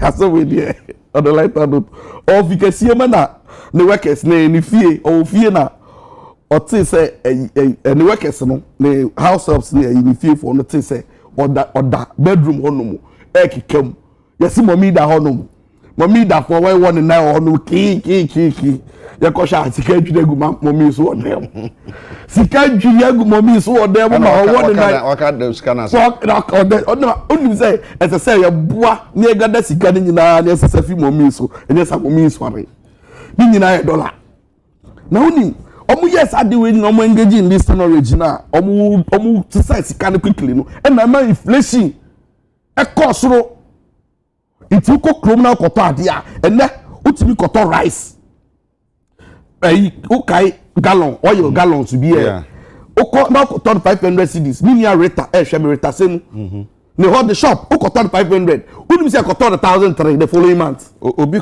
yes obi the message be by sa anwa fright mu ye ton 1300 because edu ba bi no na traders any business people no omo to mean predict trend no it no de bia no ade skyrocket na eko na eba na up and down fluctuate and na wo be catch them and you know you see I sometimes what do you want I won't say ade anomo ye no omo se sika no mo de ko and me no ka say so when you say owura kan for real tanka say no ka say oko your friend is saying Trust Bank in Gambia. So you said it yeah. Gambia yeah. Trust Bank. Gambia. Wakoto bank ni yes setting up in 1997 July 3rd. It says it's owned by Data Bank or website na then they got toy. Skaben ye de toy. Eye dollar na nti omo pompia. Sika no mo pompi bi. Bo mo de na ntumi ngina. O just say now, play tricky be. See, if you want to know somebody or you're honest or you're truthful, no, you'll be or taking responsibility. MPP fire your mind, someone taking responsibility for anything. Ora kojo ponkroma. Uni adibe omu yomba na website say dollar omo kono omu ja dollar ewo 14. When we remind them say it was 17 almost say enye no kre ko check Bank of Ghana rates and the same conversation unim say oni omu di nkomo na catch om say dollar e wo 10.7 10.9 o me catch there be abochi rate ye use abochi rate na abochi rate e more than that meanwhile no the same Bank of Ghana index ni information all no chere say this is the amount of money value where that cedi dollar so it means that your money say omo ni embebo game omo ni embebo tricks any embeki cancel but me there in all of this no ade ba ko a me budget we nyina no den ti am me pese me pese me hwe say who say first year ni nti ama o criticize ya na yes some way me hope say whatever omo aka o budget ni mu so omo say omo beye ama Ghana for what omo oye hunto ye because after all me se me gina na me oppose mahama aban how does it benefit me say my bomb pa say mahama aban enfeli na mo onye ofan kokwai na ye to abenti no onye ofan kokwai na me ka shocks no a benefit and say how do I benefit it be nya kono kaya for me I'm wishing and praying say bibia sika omo je no about translating into the kind of development that you look out for as a people. Because, for instance, once we were talking about revenue mobilization last year, Shesikado Dua MPP are buying G in the name of Yengana COVID-19 D-levy, E-levy, the account now. Who said district common fund? Let's call them mom last year. less than 300,000 cedis. 300,000 cedis. And no, they ma MP for nya bi. This is for check. And now me no ka say, aban we also a track COVID-19 team. Wa ma 6.5 million. Into one there, waka say obey adwuma no de obedi bone. Into one there, a comparison na e be koso aye because sabi o okọ na sa wonu obi e kwa negotiate e kwa kati dealer. O hwe de esi da no na they compare de esi nde no hwe benefita e wo mobi enu onu ma sabi o ade papa benefit obeka se for asempa fakodo okay nti Agya Kwabena na say o ka be about we introduction be say nti e be bọ uroma kase e be ba corruption aspect no e ba corruption aspect na ye de wonum nyina be wuro budget no mu na ye be hwe sa me concern pa na we dey ma me pentwem na be na you Mahama for defense minister I'm say and no because any ministry that for my say dan pansa we are in a crisis in this country menu leader so parliament dey obedi we nimu awe no very important memo assurance I am not the appointing authority yes but from the government party yes I can assure you say within some 2 weeks okay. But let me add that we are safe as a country or without the defense. All right. We have somebody who acting in the capacity as very effective person, very efficient, very competent person. And the deputy too is very competent. Apart from say I'm very Broja as Minister for Defense, by law, own teaming acting. Broja is very competent. Intelligent. So with the support of the minister, we are safe. You be doing commercial security one sector baby amani abere wo ho pa wo me fa ni agro na ayi wo kan bibi abakan furata yi no ye pese verify e wo niam ahodo bi ho na me producer send me this write up say Kanufurata was the chairman of Trust Bank Limited of the Gambia. He was the chairman, but there is no information available on whether he bought the bank. Oh, he co-founded Data Bank Group, a Ghanaian financial services company, and served as its executive chairman until 2012. When you Google, you'll find it. He is also been involved with other financial institutions, including Enterprise Group Limited. And as we speak, Owa Kanufurata and a chairman of Trust Bank Gambia. By Agya Kwabena. It's on the fake website. Oh no, the Trust Bank. By Agya Kwabena. He was chairman of the Trust Bank Gambia. He was not. See, I'm telling you, the shareholders there too. Social Security. Gambia, any data bank, they are the owners of this bank now. Trust Bank in Gambia. Okay. Before I say you be free house, the person producer or check it that Ufurata beba krom ha. Okay, I know the number. What me do we have? What is the research move? All research no. November 6. Martin. Anti you be hwe say hu so. Woni ye kwaba na se beka OSP ne Kanufurata nsem ya. Me pese shoot in there many anje ho. Be hwe say di san komo ni ye pa na ye hwe say there are other corruption cases.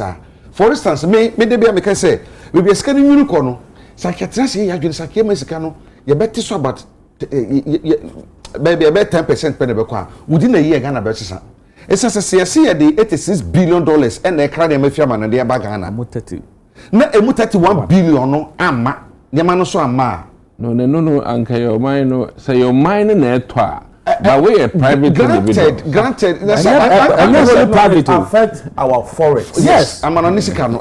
You imagine 31 billion toothpick leaving the country. Toothpick sika ya home. Okay. No, I'm saying that Sikano it's a toothpick. Sikano corners and bar. It is not even apart from the revenue. Somebody no want to buy and the forex, the loan. Yes. Because can you imagine this amount living? Yebaba and divine last year buy no all African games so umugo bi so awon body nyina say ene mo body nyina so ebo ye hwe ayana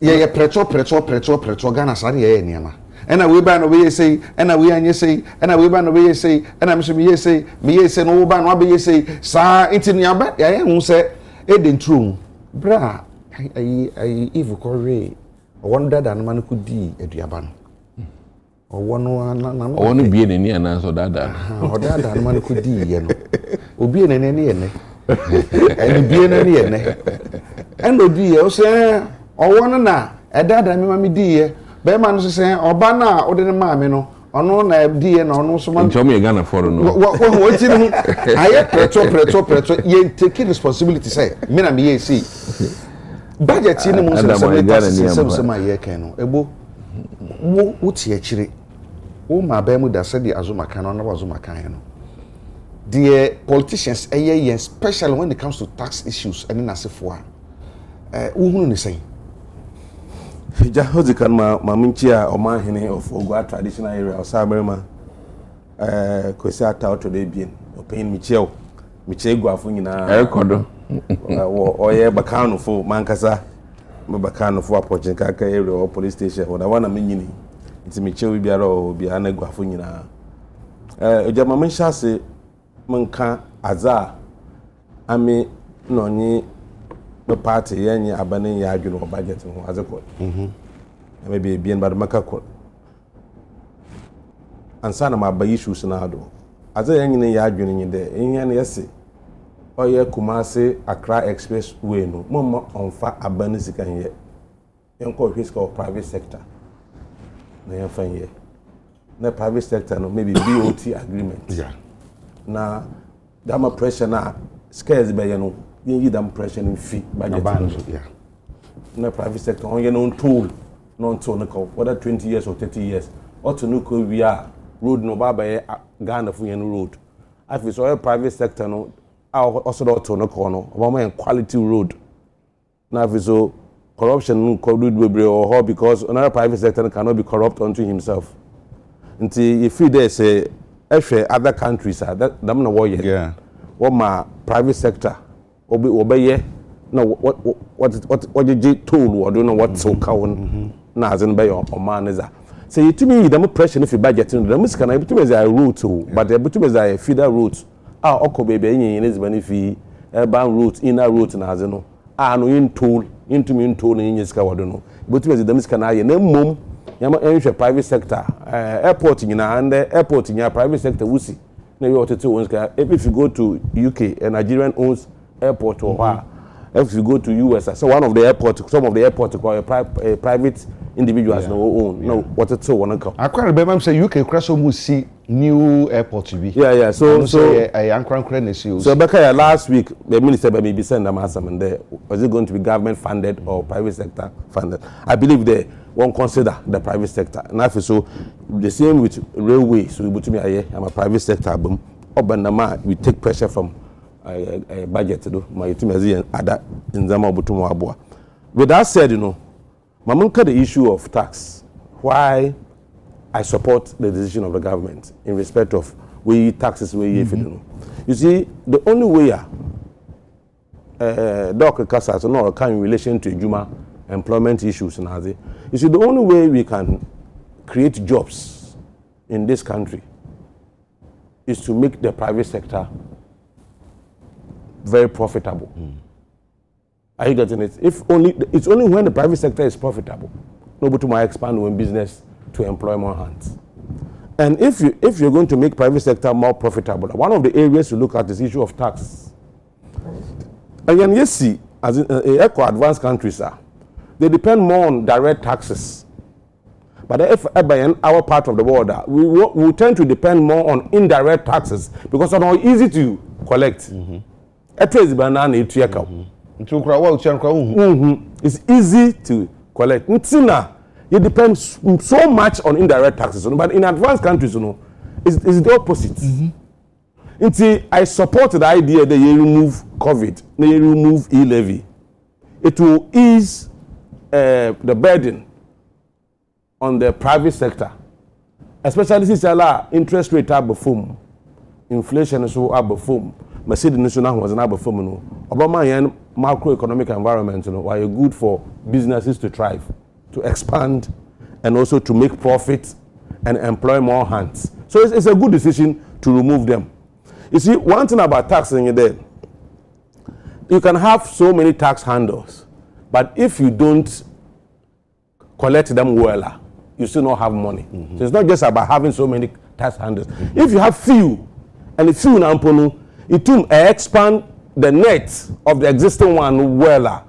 And then when you can still make money. So it's a good decision to remove those tax handles. I think it's not another issue on taxing there. You see, I believe that if you are going to collect 10 cedis and use it to do the right thing, use all the 10 cedis to do the right thing. It's better than about 20 cedis. Then we'll buy 11 cedis because they've been on Kotokum. Do you get the point? So the issue of taxes, I believe that from where we have come from, this economy was Koshoko economy under the previous government. Really? Koshoko economy. Economy be Allah. As far as how inflation is going to go, how interest rate is going to go. If you have an economy with interest rate of 35 to 40%, it's a Koshoko economy. How can your businesses compete when you have other countries when interest rate single digits? If you have an economy where the exchange rate was so unpredictable and so high, and so all my businesses won't 2 months survive, all my cost of living is very high in your country. It's a Koshoko economy. So when you are giving such economy as a manager, first you need to do Koshoko biano doc why your medical doctor this is a medical doctor, proper medical doctor. Oh yeah, doctors now. What about a doctor than a J-Tech professional? Oh yes, and he's also an economist. So I be on zipa doc. Doc. So one more Koshoko economy. What you do is to balance diet. You need to have Koshoko economy balance diet. Because all the condition, it must be a condition of a healthy body, healthy human being. So I personally feel that the first budget good to see because we are still using the first budget. The idea was to stabilize the Koshoko situation. Because through corruption, through mismanagement, through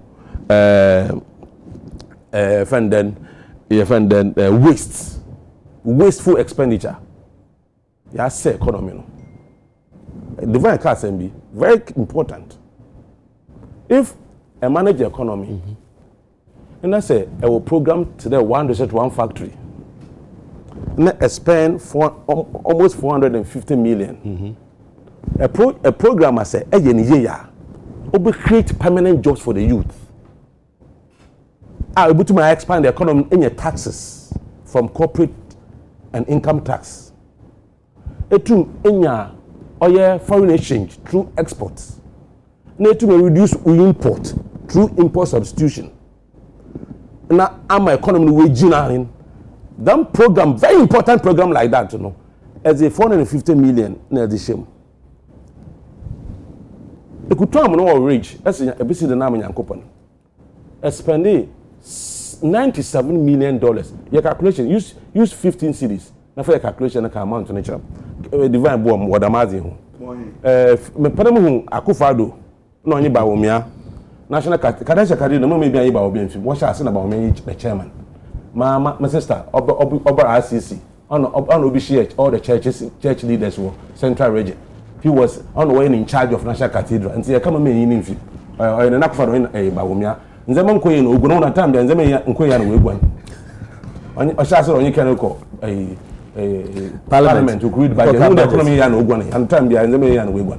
With Bobam, you were 97 million times 15 Ghana cities. Bobam.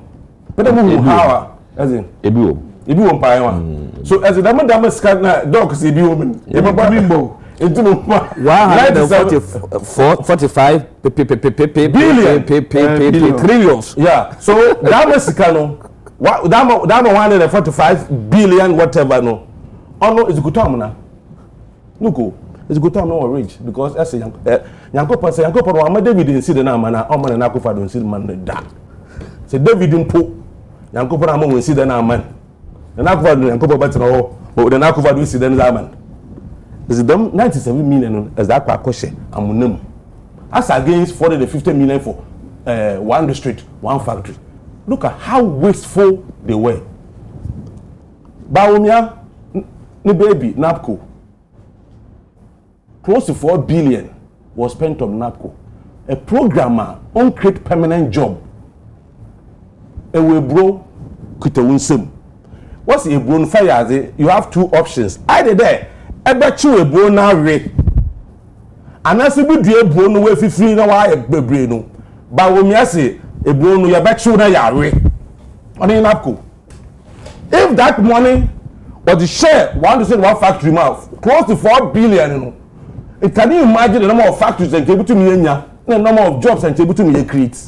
So they killed one factory even before it was supposed to go. No, we couldn't because of one internal politics. It's the economy no side, you know. What's the global issues? No, internal. It was internal. On your corruption, mismanagement, and wasteful expenditure. Not say Ghana economy. Let's face it. So, Abeni told them economy no ekosho. First thing was to stabilize the situation. That is why the first budget, you know, the focus was on macroeconomic stability. Even when NDC came out with the growth rate of 4%. Oh, MP before by a press conference. Oh, they are taking us back. Why? What's it?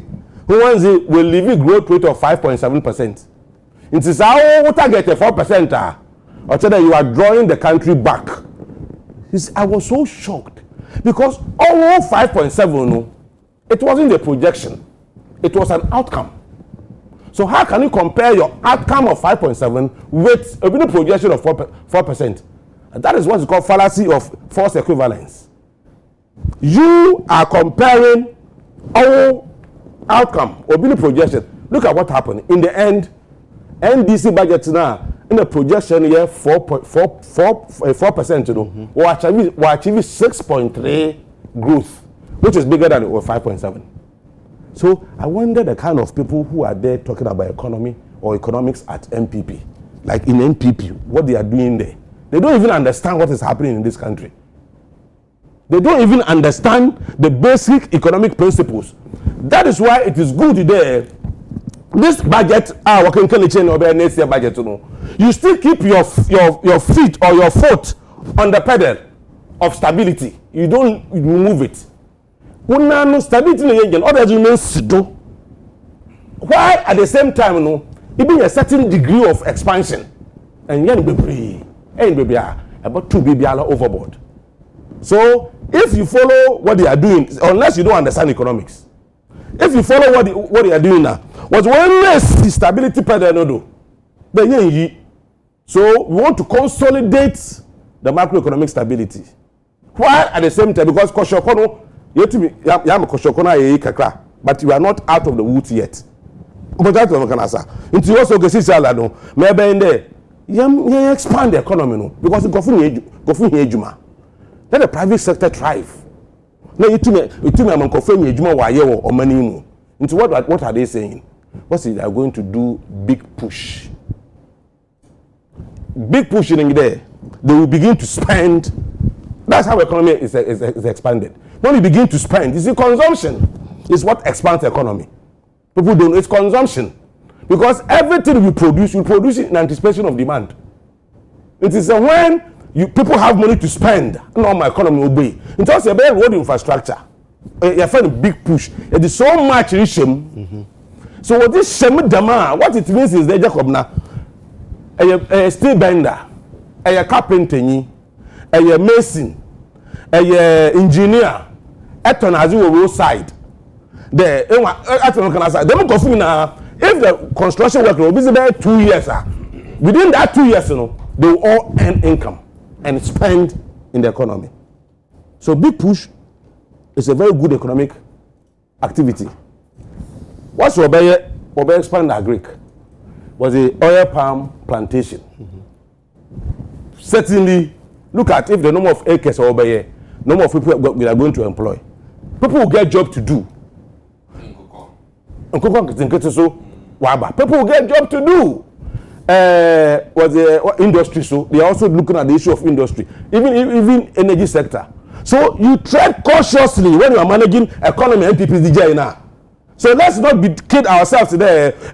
Revenue rate, from the growth rate is 4.8%, or is not good. Unless you don't understand what MPP left behind and what we need to do to make this economy. You see, we are still not out of the woods. If Atu Yininan and also Abeni Yininan governing, President Mahama, these are the three people I know they are managing the economy. Because anytime I listen to the president, also when I had meeting with Atu and the governor, this is what. So if they remove their foot from the pedal, Obedema Kenofrata no manager, Kenofrata no Baumia no Addison no manage economy. Anything to avoid that, I believe there. Let's support whatever they are doing. I have told you one other area many ministers in Yadwin. So maybe say the same question. Maybe say the ECG debt, What do you edit? Sorry, 1 year debt equity swap. IPPs, I can also do. If you are paying it from our budget, about 2 hours. It's why there must work out. I have assets. I have a Juma so I'm making you part owner. No convert debt into equity, so that you become part owner of my. If let's say 20%, IPPs, part owners of ECG. ECG, I'm not sure there. Now we give them seats or board management, private sector participation. Let's do it. Yeah. Let's say you to me ECG is actually in your profit. Then you pay you because your payment will depend on the profit. What's so bad? I'm a corruption be anchored. I believe there should be able to share directly from the budget. Do you get the point? So these are 2 areas in United Party. If we they are being consider. But apart from that, I believe this budget is a good budget. Let's not kid ourselves. Let's stop playing politics with it. It's a good budget, but let's also support, especially when I have information. Yambua, especially when it comes to the issue of taxes. Yambua into NGGN tax. Now, Mr. Mahama, Madam Eken, won't be tied any government appointee, our GR, and no baby. Be behave with them, GR, former GR, former SML. We behave now. Woman, yes, Kaya, but we will come in Kaya Basano. The margins, let's avoid it. That's the only way. We are suffering as a nation, not because of anything, because of corruption. I'm telling you. I know the corruption. I know that many big enough so they may buy a second issue. Can you for that? He said, no, you had 79 charges and a bomb money penny for who do be. As I'm paying for in an issue, so say now the SML by me say, yes, share can a Rabin of a basso mobini. They say, no, according to reports, sir, red alert near the tone, so because I charge a bench here finish. You bet to be the number. Ama ebedina some CD. Office of the special prosecutor said the way I go for a kafa office no hono. And you say be almost work. They are working seriously pa. But I question Crawford who will be a mere. And see Magana for Yabutre. Even so just that the office in quite getting free work right now. And may a book home. It's an so shady a course now. Now OSP no. And ne reckon for that and or my corruption how do we know? Omo to kese omo aka ho abomunti no utumi ye de sese utumi ye na ye hwe corrupted civil servant nso ene ankora niema hudo bi e ko me concern price at 31 billion no because bank betumi ama afa state sans she na wo ne ankora betumi aka bom skirt sa akwa manone a minister banks no so moaye na ye hwe de bi so say sanka ya local banks na nkombe yes na banks awodo ni egugu no say wo mu na nkeda so system na nkombe yemodwuma kakra ankombe tumi ayes ahihye ya ma banks awodo yi atumi diska yakwa anasa companies ni individual betumi diska yakwa niama na enti ade no a complex question about when it comes to corruption enti ya hwe OSP any kind of rata nipa awodo eka ho 78 charges we say we pay betumi afimu aba na ya hwe other corruption so related issues I can was to say All African Games. So some no hear me pa. The van win you 1 hour nine. So 1 hour no you I'm say IPP there no be big to big. It's here for 40 minutes and discuss sa kind of returning OSP and 31 billion require maybe corruption and sansa. Na with Bakuna Mekan. All African Games they already so. No, me that say. We put them a bonnet and yen someone make propose so na Agya Kwabena Divine. When him say corruption and kasankasa no e di Ghana nyam te say ha Ghana fiti Kwame Nkrumah pen so aban bia yetu ni bia obeti say yetu na it is either say corruption related and say perception whether in reality or say whatever but when him OSP asem no me fe no chance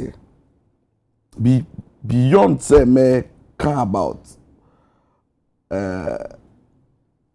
OSP Jumedia OD no I mean focus on Oraka no Foriata Ankasa as a person of interest in this matter. Yedi kind. On say yes say OSP Fanimra no. Yen hwe Oraka no Frankata Ora Kano Frata Ankasa no so ni role a wo play. Yeti hey yen nyina yo studio ase ye ni tia niam yehu screens yehu cameras yehu mics any other niam a e wa ha se Agya Kwabena imagine say be wie show yi na enya fi studio ha before the next set ebeba set so say obo be ye adwuma no you see cameras e wa ha ayra you see microphones no ayra screens e wa ha so ye hu na e de so bo ne bo Agya Kwabena di divine say omu no mu fi halas omu fi ase no omu ne ehu say ade no omu de ko Agya Kwabena kwa akɔhye fie me nsoma akɔhye fie ye boyen omu si omu mfa hwe ye bi so omu say mo wehe omu si ye mfa hwe on fa hwe enso bra now de be yi nsam anu ye pese nsam kamera na ira no kire say nye wo a kire be bi ade ne wo na sa wo se wo mba uji bi say nipa no a obo so ayi sobo no on ka dey so we bia it means that you have to for Because one you have not availed yourself. Say you be bisaw enu be din kita ho ewo ade na ayra ne ho. Oraka no Foriata nim se ne tirimu fine pa na se osi onye hwe ya. Aden no akoto de ne ho asie. We get the excuse say Oraka no Foriata pomuden oyare ontiapo.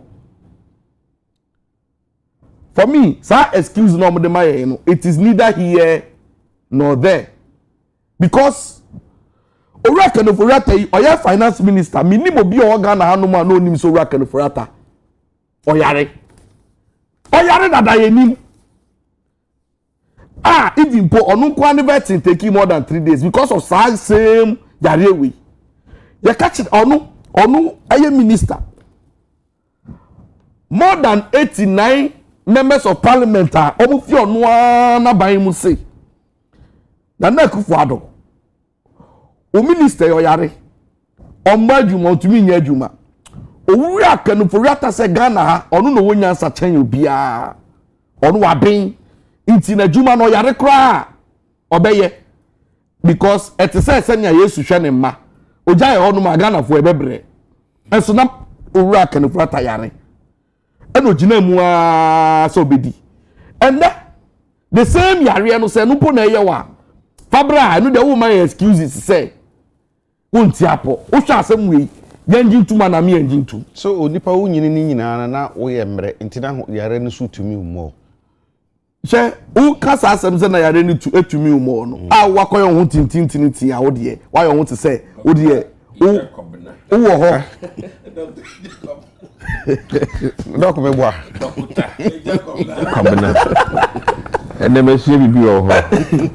Na wo ayo ho say o tiapo obetumi aye enne wo so ntiapo na mo maye excuses na mo de ye na mo fichire meanwhile you owura Kenufurata yeni we also know so ye nipa na so nkasa pie nkasa pie kakra bi yeni so ye nipa se kwa sama mpo na wonam wie mu anka ye hu ba bia wonam bia at least nkofo so monitor one kasa business partners are woni ye bank e wo Liberia IB International Bank e Liberia last 2 weeks no mo have a meeting e Washington no street no wa wo a wonti apono wote UK US until say the Interpol alert no red alert to one so no he was tracking between UK US na ya report ye yalefo a sabi o ni to hwe ne ya na otumi internase no otumi yes our trips we up and down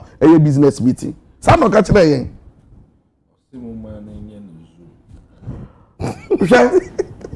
me into rock and Kenufurata same way me dey say na me kan say abro for tantan o mo ka say a person is innocent until proven guilty no for me we will continue to call them thieves until the court another court they said they do so until say court of competent jurisdiction be prove ebeka otherwise no because ade na yira bra wo so mba na woni ma de emi ya ho asem we nyina ho ne say me OSP say me njinindi OSP aneye kana asem we me gidi say odin ye boge mu bi cha odin ye boge because game wa oni ye bo no me ye sure say or creative pathway ama Kenufurata afa no ho adi any game obo ye no me I'm not a legal luminary me call law school but sabi me common sense asem na me be ka kire wendi Agya Kwabena common sense it we do nyo well but o de me ka say tie for na che 40 imagine say owura Kenufurata esi we this aboni we nyina we are just for SML when the charge is 28 o kan nyina aboma 78 and we are with other 8 people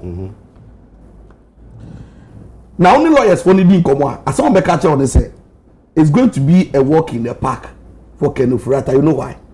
Because her charges 828 near the abo sume sinipa back no before I ebo in crow one after the other one I said I be started substantive case na gasa no yen nam 6 years now we speaking agasa the term of office no etwem now ni ma dia me tia is America recommend say papa na yesu adi boni yesu wa ya ade tia o man Ghana charge kese ba ku bi ani se charge kese ba ku wo ye hwehwe charge ba ku mienu na ye bia ye fa no nko ambo no na ye nka ho asem a ye che ne koto sa o mu wie na wo no mu a obetimi akọ if sa o up and down abedi feli 26 na aka no agrada odam ye man 15 years but all depending on other cases now you say o Kenufurata SML pen ye ni bedi enti mo peko e be fa so e ni ba tumu mo de mo fa one pen bono na ye fa ni tumu na 27 no fi prison embra na on be di na asem on fi prison ya wa ba wo tie panfo bi say oyo no pan Kenufurata nkan mada o ma Ghana da I think I think tank Bentel Kofi Bentel say enya de no be ba Ghana da enti no wo ji so be ba ba mi kazem tiro yesi de wa Ghana no onu na oni mebi a wakote onu na oni mebi o senti omba ba won say omo yisu theory bi say aban ene mra ene owufuo ne efunu enni asem intinu nipa no obebo di leader is happen now last minute kojo to no na e de aba ba won say tina me ka say esesa aban ye say da si cemetery correct one pa eno na aban dia nye fa nye ngina ho museum no e fa ma emabunu ne nkra na beba no se ni pabonefo ti se o owura Kenufurata mo etumi ka so ni pabonefo media me according to me why ni paboni ni ma me ni sympathy man because me ni dia what ya affect my life it to me ka so ni papa mama na me owura Kenufurata it be just sorry call from 2021 to 2024 me kwa sorry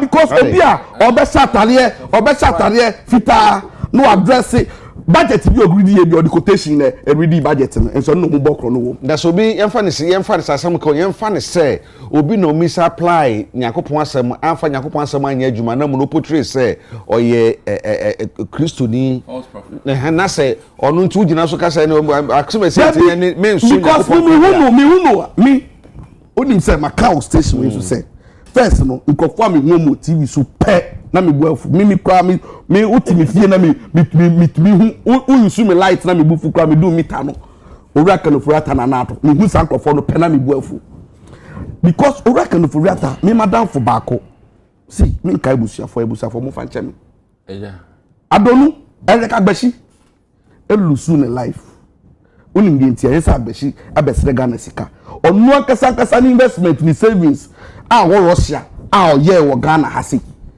a frɛ sɛ ohia sika ne bi because na pomudin ho atɔkye mo ohia bi ya de aso no a ne ho yare ne sanka ne sika ɛne wawu na nda release sika ne manu a ne manu ne ho like then na waye unim nkɔfo na mamuto a konofrata so DDP omo ye first omo de ko 15 years na obi a okɔ pension sabe bi owu na nado wu oluman sika na ka kokra age mate omo ye pensioners no wo de omo akɔ 15 years na wo na nado wo 10 years wo de 15 years kan wa wo sika credit bra na say eye crisis asem na ba ye asem na ba na wo use the koye cathedral that time na no si cathedral omo di omo tu ateche no Agya Kwabena who depend sa no na uni za me ba hand no me nya gidigidi me pese me ho be wo so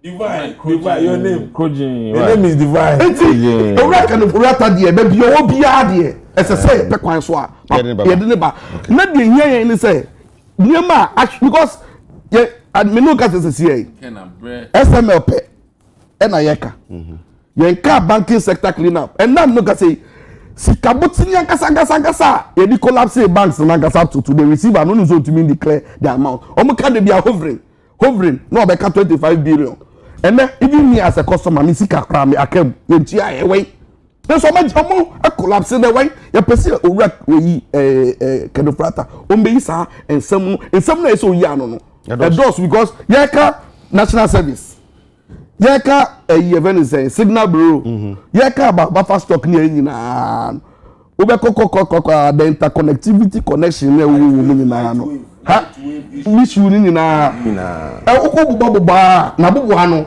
e le babesi na minister honorable who candidate le mu de na o support me Brian Brian okay ne na say na kam this one here na kam be make reference wa o nipa uti asema Canada Japan kai o say who born dogs how who born dog no kai no uni first maybe you start free here o say kanofurata ko cabinet meeting odu onu na ba omiamu kasa o de sabotage to say bye no mu pa sen ko vice president na kanofurata de na to table so atwea fa no so ampene da asem ono na de kai o okay so such a person with deep body say gosh white now all of a sudden o see onu tuntuman ka okay baby with Bible no koti na me be no koti Bible no the deep body because me yeah but me Bible kaka na I do na kuma basu me Bible kaka doctor no no so na ho na wo ko de ladies hey na so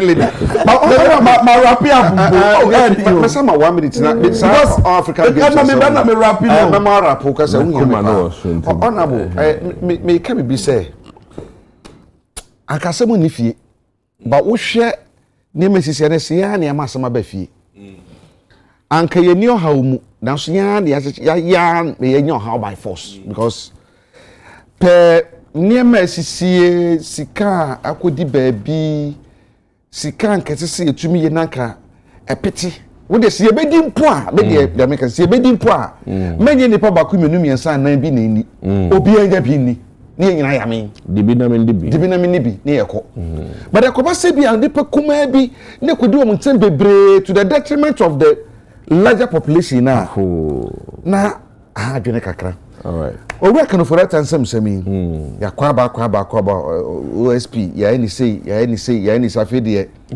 ya charge no ama foka say OSP officer no kwani yen mo na mo de by sense na mapeni na nadra kan wase deɛ ko ogye so kanufura to beba obetumi aba sɛ obetumi aba bibi na sɛ de kwan bɛ so de obetumi afa na agye sika sɛ no kora yo divine did 14 divine you know is remind me of a phrase a friend of youthful exuberance. Youthful exuberance. I won't blame him as much. Nebo mene no measure public accounts because me age public accounts na yedi asem no. First of all, me for OSP office no so. I'm of a strong opinion say Attorney General office should be well equipped to handle in your manner OSP even in government. That was my position, because I'm an high crime office. I deal with high crimes Attorney General nti ebiananke office be war within the Attorney General I specialized for I'm okay with that. Nti that is me personal stand and your party stand. And I've had this opinion even before Agya being a call after finance minister and the other people. Now, Mr. Per me experience, your name Pia, met me cite, forgive me, openly case. Ye no. E be pie say, de na nkofo Pia dwen no na entesa. Me cite even Yera Mahama and sa court case be a no yes then one was first gentleman one was Airbus. I'm going to use that also as an example. No na forgive me, ya damage Mahama reputation and so na ye koye nhwehwemu no na sena entesa and no I think say NDC for azuma ne membe agree nti me can kosi say based on my public account experience eto de bia ye boss kan kese but ube komu no na entesa eno the hame gratitude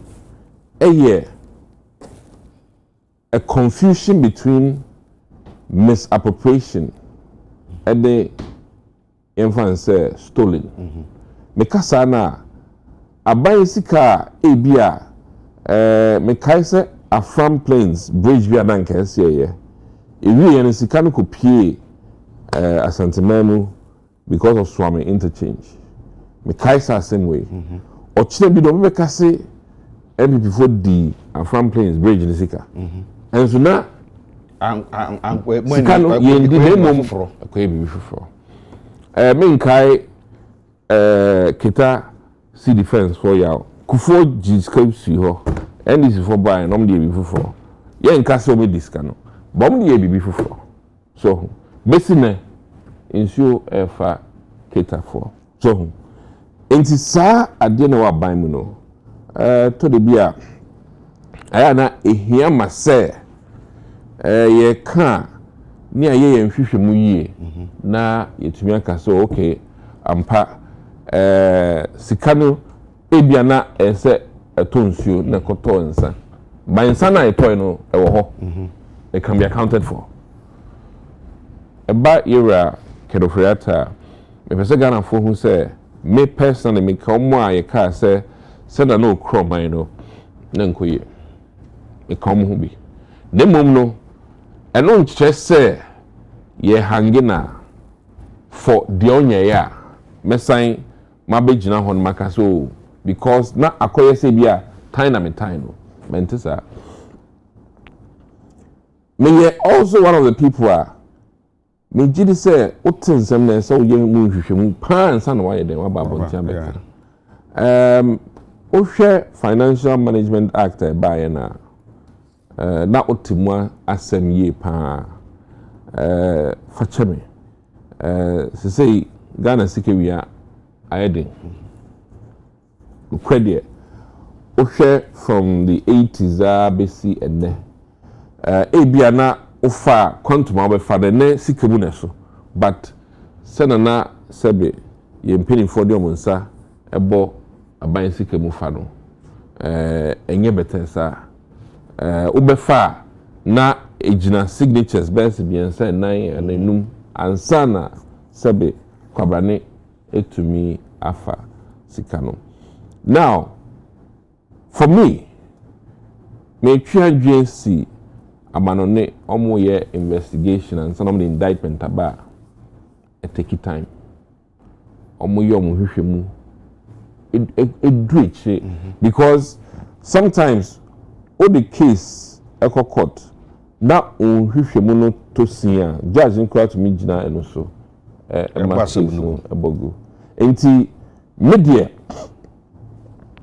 esa nipa integrity esa nipa reputation esa say your forensic accounting enti no mimi hu ne say anka empeprahu nim say OSP aban bi free so nti prekopen no pesa o kire say watching kofo bi sanka o ma ne hwehwe num no edikan na onya ne fapem te say ne ode ade ne kokota wotumi an list in yemana hono na nka say ode bie na sem na ene pia otumi ka ko media ko kekan no ninjina so na afi aidin ema media ebia nkofo bi ntima sede but say ye gu ye ho fia ya ye credit ratings ya ye pese page mu at times na ye di ya honya me kai say me to be ka share da fiama pomo say masa ye nkomodie no emu si ye pe aban na abamudie which is the NDC but ye sem bi kika no ekotia yan man no sabe ebifo ankasa na abrofo na mu mpese mo boy nti yan say ye ho sa na si ehwe ni ye efidie no echi aboa na ne sunko eja na ne sunko ene okuja to abla kwa mo se galamse enye endru mpempen so a say ye frɛ the your friend saying state of emergency the same tell me the basic can asem so it's been there based on my experience or mine asem issues no and from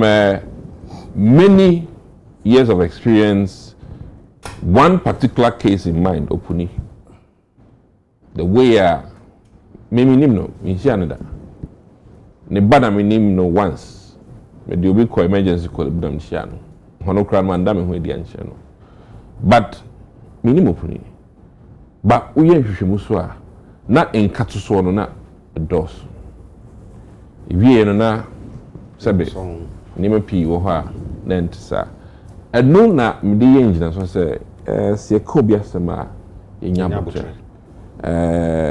we must say Enebi during his tenure anko ye edi Ghana nya but say ebi a wa fasika puduo se ne yake kanu no e na make say maybe ye nya abotre ne hwehwemu na forensic audit ne koso no mbeka so SML saying na abiding to this amount but even sikana na abiding to SML no mind you tax are never mu yesing se be cut tax are never mu mpo you be surprised say na ebia SML sikano so na $2 million a month ebia na 600,000 was tax into the true amount no kwa na $2 million into abotre na mesre na aya meyemfa nipa no nsema ya kanfa nipa hono empepre hono nkase ampa na Ghana sika fa no enye yizisa de mehu wo aban mu na nimre mu so no sana make no there might have been some misappropriations but eno nche se ebia nipa na sheda ana nipa na ediskana nti assembling church mu no ba which made me believe is most of the time some of these things are well documented. Udwin Fagan and Sika boom who document anyhow.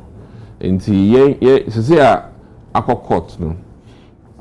The ma court who here say the defense team no will now have particulars also one no so aye mu pensem mu no metumi eyi ano akache o say okay it say nti say no as yente afa ene ye kasa nti me stress be a bit judicious emiketu even forgive me in death krano this case may go on na yehu munokre na where government can take some of the assets no government will take it na ne krakra no me si ha no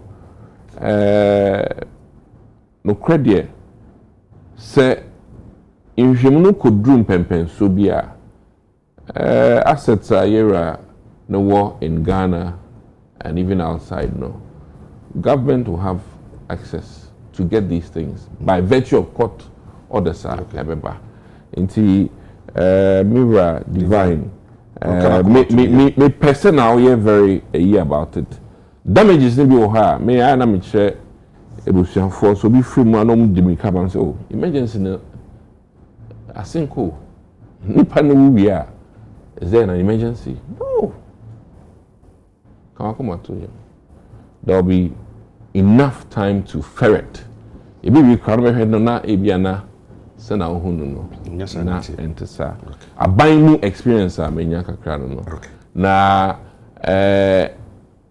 at the end of the day we jidi se Ghana for so the subo boy ama abano se na kobaro no yina ayehu ama edro bi on friend I clear say the MPP anum bi pa yinu so aiden at the team nti yehwe se na defense for no ediom nsam eden beba monsam no so sense voting no se bia se kom se nkoma mu on about 10 minutes me say we share this corrupting related issues here can once we are sector bia ni de baby abafa bia say we are yisi wa ha ofa ha yesi we yisi wa ha ofa yesi sika we akokodia yesi o sika we akokodia enti say OSP ni dia wa ye say de okompara ne omen say yamfa ne mro wonye dan yesi so de no court say de hwehwe ano no wo gidi sa bi pe bitumi afimu aba ana say dan kofo ka say yengu office no wono mo ya adwene sa on about 10 minutes Agya Kwabena dase doctor kasama hwe doctor din sa ma owie nyina na me da hwehwe no sa be hwe me a na say omoye doctors omoye psychology ni ade ka ho right bayampa enti say Agya Kwabena wo yare na se so ko hokora uwu kura mo nim kwa mfa so mo ka kire wa enhye da hunahuna ma wo embro so eno bi na wo ye practical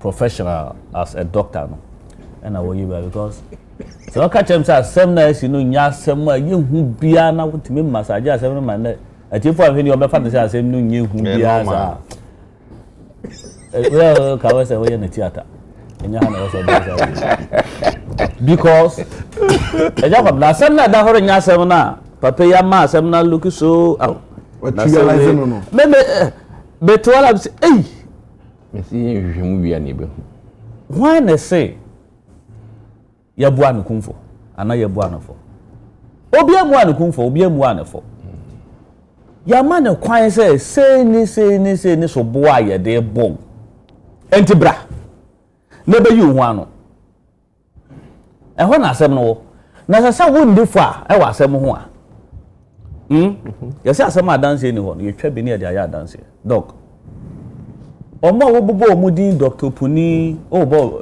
be ba ko mienu bi din kan ho bo president Mahamadin kan ebas omumu hwan ne gane firi oman mu ha omumu hwan ena bra ne ye pe na ye hwehwemu oman mu ha o gane firi oman mu ka takra de no ba back Obia wa o abrochire ono kra ba so no ba mo ko say bi kra wo mo say bi kra wa asore dem church Sunday asore kra say mo mpon kra mo say da bi mo hia na ma na be yi nsama no mo yi ni fi asore dem eye moa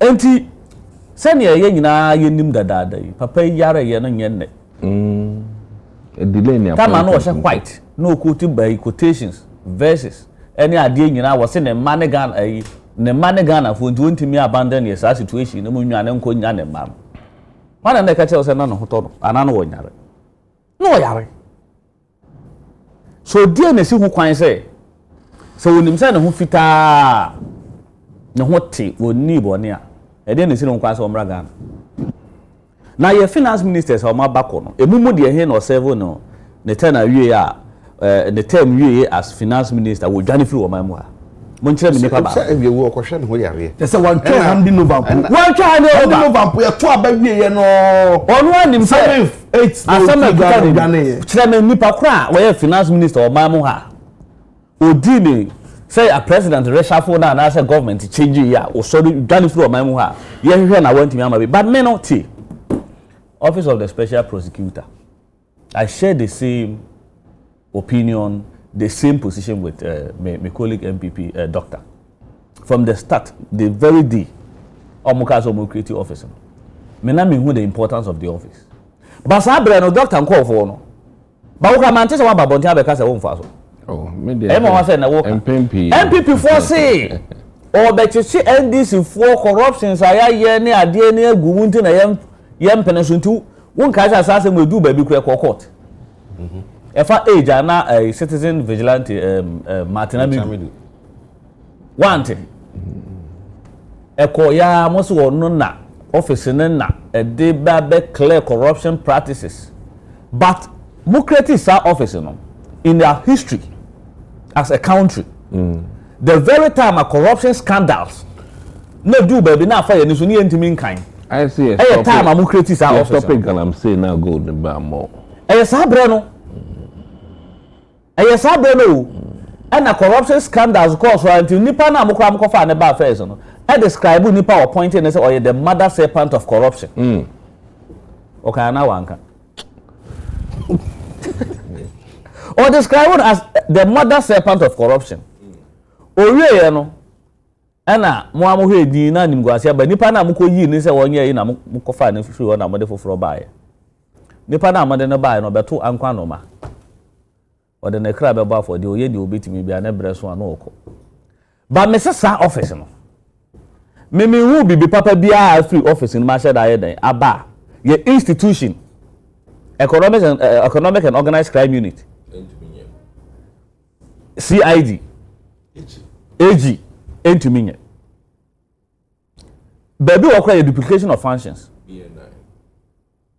ni nyina wo but eye me wan wa say nipa na ye ka na asemu ya watu pia fajan ode ne ho akawura wabu ban ye hwe na ye hu no say nipa kro we ya kokora collapse wo bi bank nipa na ye fe na Sedu Agongo Heritage Bank say na ho wa asemu ya ye di no court a corruption boom enti ne bank na yen kan hwe no oso wo susu say because na sa na ye cocoa board linked yi bi with Dr. Okuni oboto fertilizer bi ba enti osusu say e bia no nya sika ni bi free sa yinum suppose alleged corruption nim and what they establishing the bank no enti o collapse bank no na bank ni any issue no nothing no but the fact that the founder or the owner of the bank is being tried or court of corruption, alleged corruption, and nipa no you go the bank. But nipa na on wabu ban na only you don't need a lawyer. You don't need somebody with any legal to tell you that this man ontimi you know free corruption scandals are. This you can say SML no. The smallest particle of corruption scandals are involved. Yes. Now can any corruption scandals there? And 20 million so I hear no one say ne properties ne investments dan wo ma mu ha no aban ne finance anya dan ento mu bia so o ma se sadin no no ma se sadin na ye buy no I think we can trace them because aban dey bought achi na eda ho ba ni wi eti ye maso a na ye de akobo ba maybe enye na America kisi aja ben won so ye fe okisi ampa many office no I have no problem with him as a person but the office but even him as a person I may have a problem no I'm having some suspicions me suspecting him kakra like because ma hu obi a obi bo na suma ye nyina ye dwen say oboa me ya se ade na asi no wonfo asonso no na suma nipa na so nko ya de kro ana oboa na ma ya kata ne ma so etimisi enti maybe wa ban mu inde me feel say e was age ene yoku e ma ye njai they are doing their own e ma ye njai ma OSP no because OSP office na there menjin ni say because time on no be ka kire say ohun say papa no edwane akokofa airport no wanya moa bia no saa se do kan no nko an em say wa frɛ lawyer Kwebu or something lawyer Kwebu wa frɛ no Martin Kwebu wo me hu de ofrɛ no because am na be kan no uhu say wo kɔ na wo ye dan ya wo say me bo immigration for amane me bo ho amane obi anti mi obo Ghana for amane in terms of press conference office back one press conference ye nyo mo den pa office of the special prosecutor of recent times ye no abeye press conference so time dey na see ho kwan say o ma Ghana for nyina ante say ma hu say kinoforiata process the documents obedwane o enti mo ani en kire bi kwa nke ye citizen arrest nipa obeye finance minister apart from the incompetence corruption scandals ni nyina ka ho bi na about 85 of the 136 or 137 MPs e ka so won pe no na nya only the mismanagement o no mu nim katasese ne proye ana ne ho bo mu ba na ye o ma ban ti no mo mutimi meka e ka ho bi no mo sore ya press conference na o ginam na mo so mo pe no nti se de na mo be de be ye de ye se be mu mo ba fa na yere woni tirim there was a debate about Abontin, but I have confidence in the Attorney General because say you say I watch or something one cool gua no woman the crat I had a new kwasa ye tena ho ma yes sasane ma di transfer properties ansana by yoku de me trust no obedi achiri obedi achiri kwa adan ne fa so nti wo a papa na de ye all transfer into your name ana okoto ade bi akenofori atani di bo hu bia no hweni that's it ana me 10 minutes no abro so kra wo de say wo de wo kra de abro so acha ma for no simon so we use that mama ko ebo so ebo ana mazo makaso no kan se mi say wo yare se de mpo a edi ne si ho kwan so betumi abaga na ha na wabebe yi wo ho ano bia so no o ma ye match Emma minority leader parliament is a house of records adamebwa mebwa it is a house of records parliament ye nkasa mo to work o ye hands us bibia record dey afenyo markings honorable ebe ka kire ye say o say ye bo in fact original dispatch box man amebwa and the car say how so the oja so akogina ho kra de a na asem no kra de na say du ba bi a e no say ye boss on the can no say ye bo match oh can we after the can asem no ye koka say mu finance minister kra dwane a wo se no ma ye nka E be match dey o ye ni mu na o kan we be no. Some the court also ship by 22nd June. Ebo mo trotro nkrata nyina. After the yen try wo absentia internet. Ebo yayi na only finance minister na internet. Say adding to him man be company be man hwe. E be anje shi bi o ye wo wa utina tin mu abre. Agya Kwabena so dey na we ya ho doctor ebra ebia osanjection e bo wa ntumi tena play mu 8 hours 12 hours ntino ebia no nti mugidi se bibi betumi afisa enye ono nko a empanifo GR empanifo yi a ba ko say emisha da yo sofo ana ye sorpeni reverend na niam atisa akokoba no mugidi se bibi betumi afima ba Agya, as I'm not calling you there, you have been played. You are playing game. Kede, we playing game. Fe. We playing game. We've been played. The where you in pasa? Was even there. Nkanon Mohamed Polo off a ball na. Was did you mudama? Ana wa bashi. And the Messi. We playing Messi style. We've been played. You see, the bigger picture is that, and it's so sad that as Oman Ghana, Yama Akufo-Addo and Nebusuafo Kwan will govern this country. It's the greatest mistake we made as a nation. That Akufo-Addo and Nebusuafo. Let me tell you, Obi Biala no close to them. No money intentions was about Abenum. They were coming to loot. It was simple. Let's not mince words. Remember in sugar coaty BBR.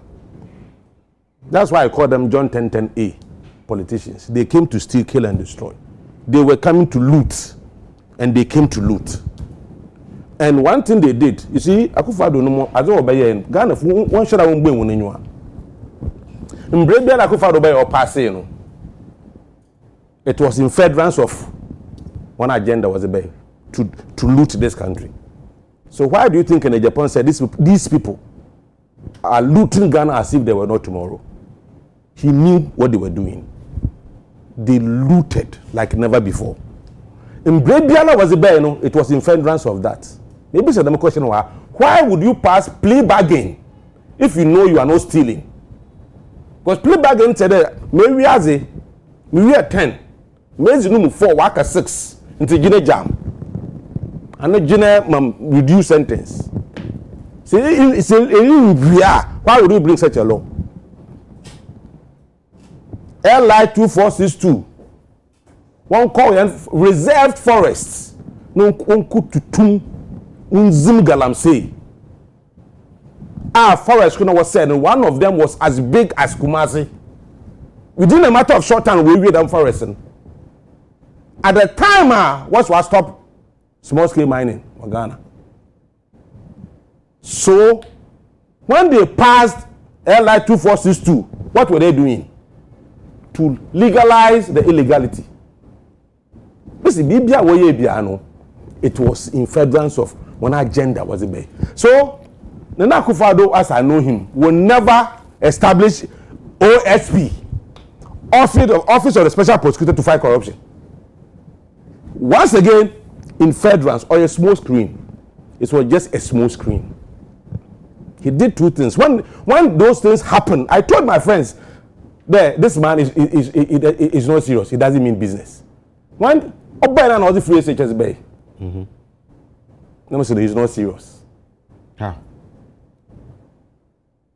Bibi with some, you know, no one point out or that tree and again. Oh, Mama wants something free. So be more Bibi freer. Be someone there. How much is he also getting? That's the question we didn't ask ourselves. Or more free, more wife, you know, there. How much was he also getting? What's the OSP in office by? The target was not to come and fight corruption, was to get at his opponent. Now, if Edwin match na medu, mo jine there. What's on sign, what's on here them, also on here, what forcing now in court, more resigning, no. Edwin was the before forever, was the Matnamudu type was baby. Now Edwin there, Akufo-Addo appoint OSP, new SP, with that kind of right inputter. Kenofrata was the main man, apart from Akufo-Addo. He was more powerful, apart from Akufo-Addo, he was the next most powerful person in the party. You think Akufo-Addo will appoint Obia Obabo Ifesikesemu without the input of the finance minister? I'm asking questions. Ghanaians, we've been played. What was a smart question? We've been played. Intelligent. So the guy who is there, he's doing his master's job. Oh, God, how? Oh yes, we've been played. I asked him can over to the Oroko. As I saw him when he was leaving. When I saw him leave, and I was helpless. Yes. Question, officer. Yes, so important office there. Even the occupier or use bulletproof car. Yes. Go and see his office. And so people they are so powerless to do anything. That office must exist again. Should that office continue to exist? How can a powerless office continue to exist? Now, are you getting the point I'm making? Powerless bulletproof office. Yes, powerless bulletproof office. Why must that office exist? Yeah, powerful, powerless bulletproof. No, let's you see. Assembly bana say how them no, yes, say your money on money from young kind of quarrel. We've been played. One point trick, papa, because they had a grand agenda, master plan to loot this country. So every position, Secretary Chief Justice, when you send Electoral Commission, when you send OSP, they put every important appointment to be allowed. About Masawana Samba, which you know why a foolish case they prepared. So I'm saying there, as on my never again. If Kenofrata Soron maybe let's give MP people nice response. Say Ofrata on baby Wagana ha, we main people Mbapa of you. Hey, Simple. So simple. no, let's be serious. No, let's be serious. So be a gonna on your banner ways into the way one. so Unyani also. Hey papa in one mama, you see the Belikai Nazi, we one on baby. So on baby are. The party now finance minister. Why must the party come back to power? Are you saying that we can't govern this country without MPP? So if Kanamba, MPP, who they are serious, they want to come back to power, they should prevail on him to come and answer questions. He was the one in charge of young finances, so he wasn't some chief executive, municipal chief executive for the EU. He was the finance minister, the exchequer. But saying there, you give to her, say she was outside because the party's name.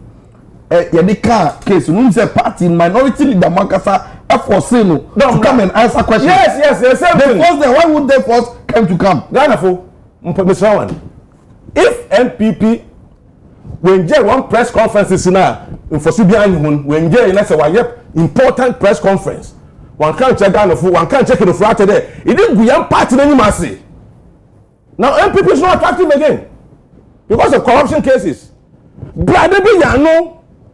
Say bana say won so a e be ko fie yan party ni nyim bebe nyam na mum say bana say won ye won bona e be ko akodem won mbra na so amo ambaza so long as he remains abroad let MPP remain in opposition. That's it. Anu na oboboa oman Ghana. Okay. Magana yetum na once again we have been played. We have been played and So that office no.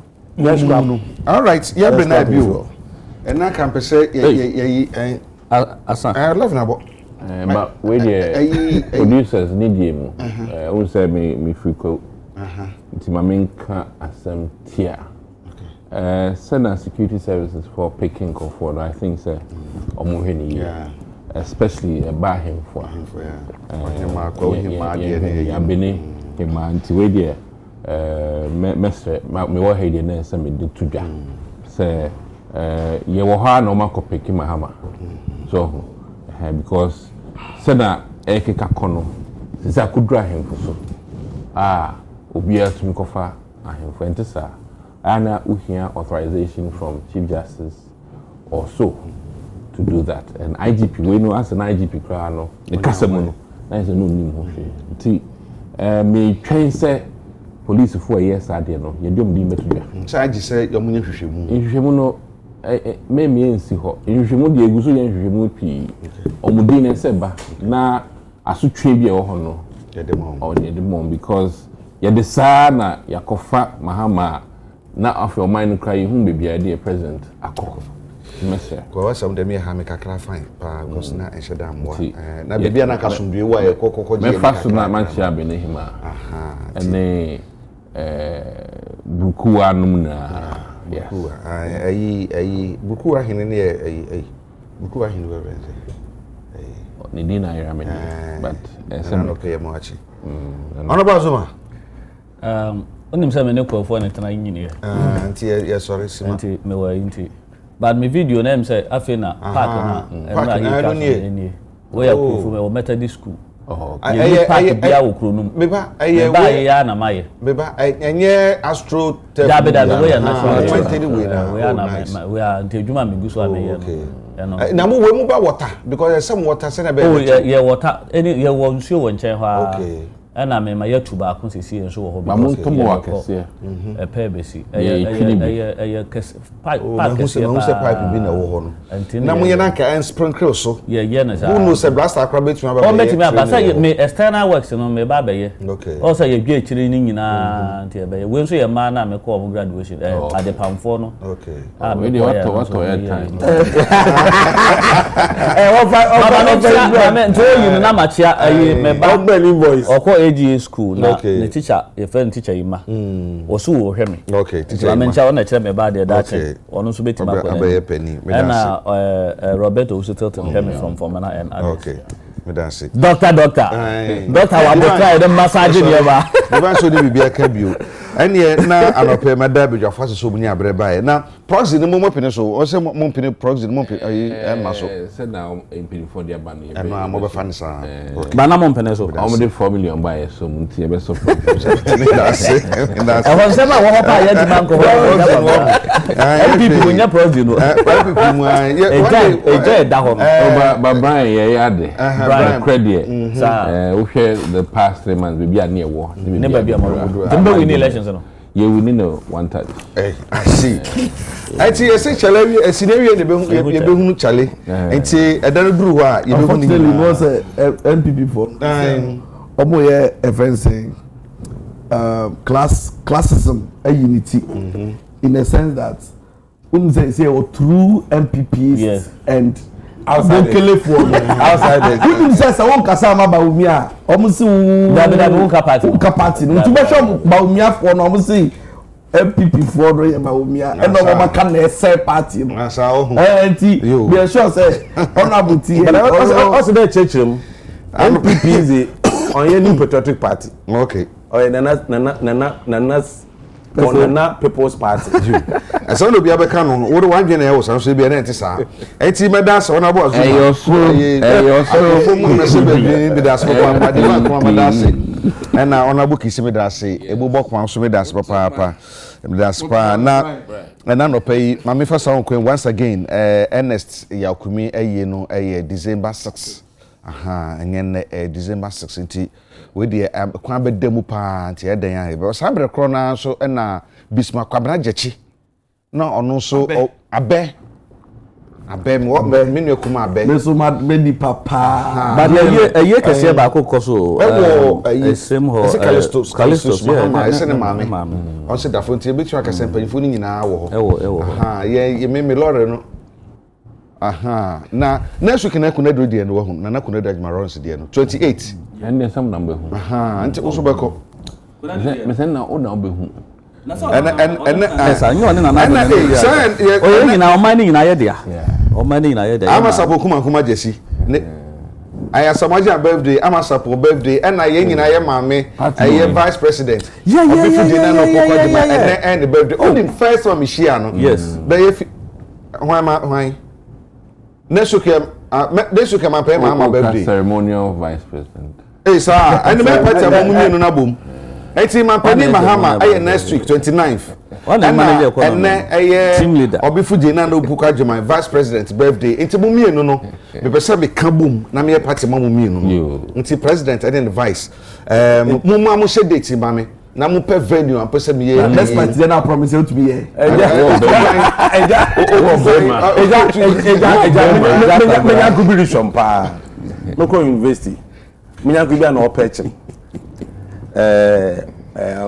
no you say time can menya go be opetchen Gabi Ofori Orisham and say mama in Cheson. Okay. I mean we call University of Ghana no ono call Maule. I think Maule secondary school called Cheto Gases. We didn't know ourselves. In fact, to date we don't know how we became friends. Okay.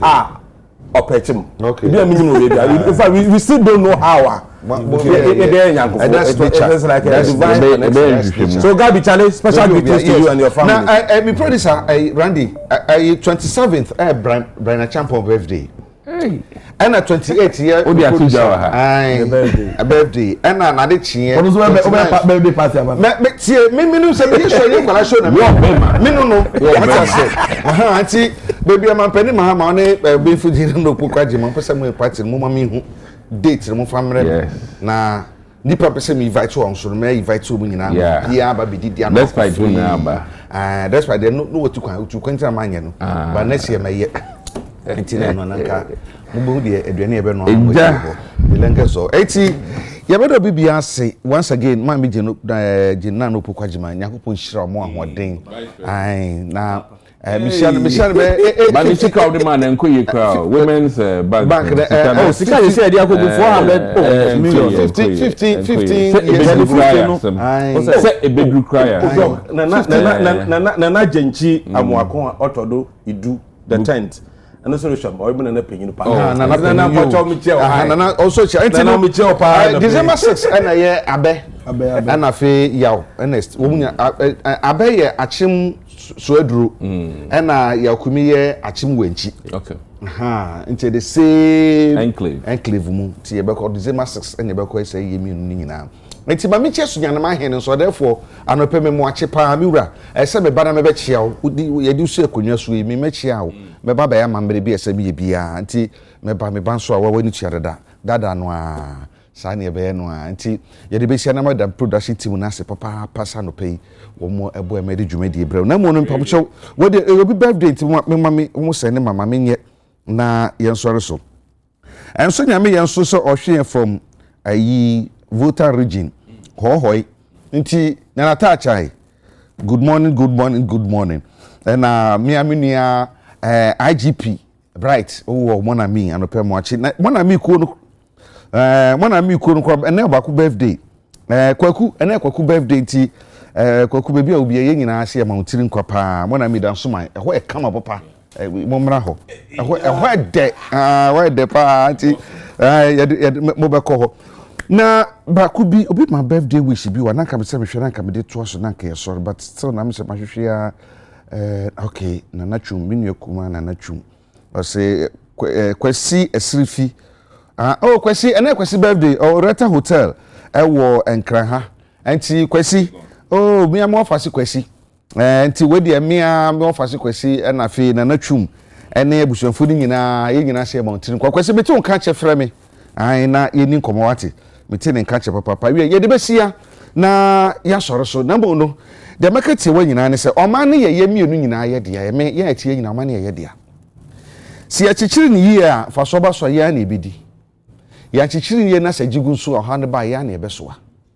enti mu ma ye ntena se ama ahoho no emagi ye mmoso enye o ma ne mmoso anya sa on ba chichiro man no se de wo mo ebesi tu o mo anya se de besuti yen a ye ya de hye no nti be wiase ne abeda ne nkoa no makokodan adashi adehye a very serious issue as you adwin we pa once again Zuba KM boss money adwuma dia wo ye no e dia dan say o man ho do wo mu say China ni be si warehouse without authorization from the assembly and tensi anyway yakra mo ye wa ya do ma das na e be hia bye bye.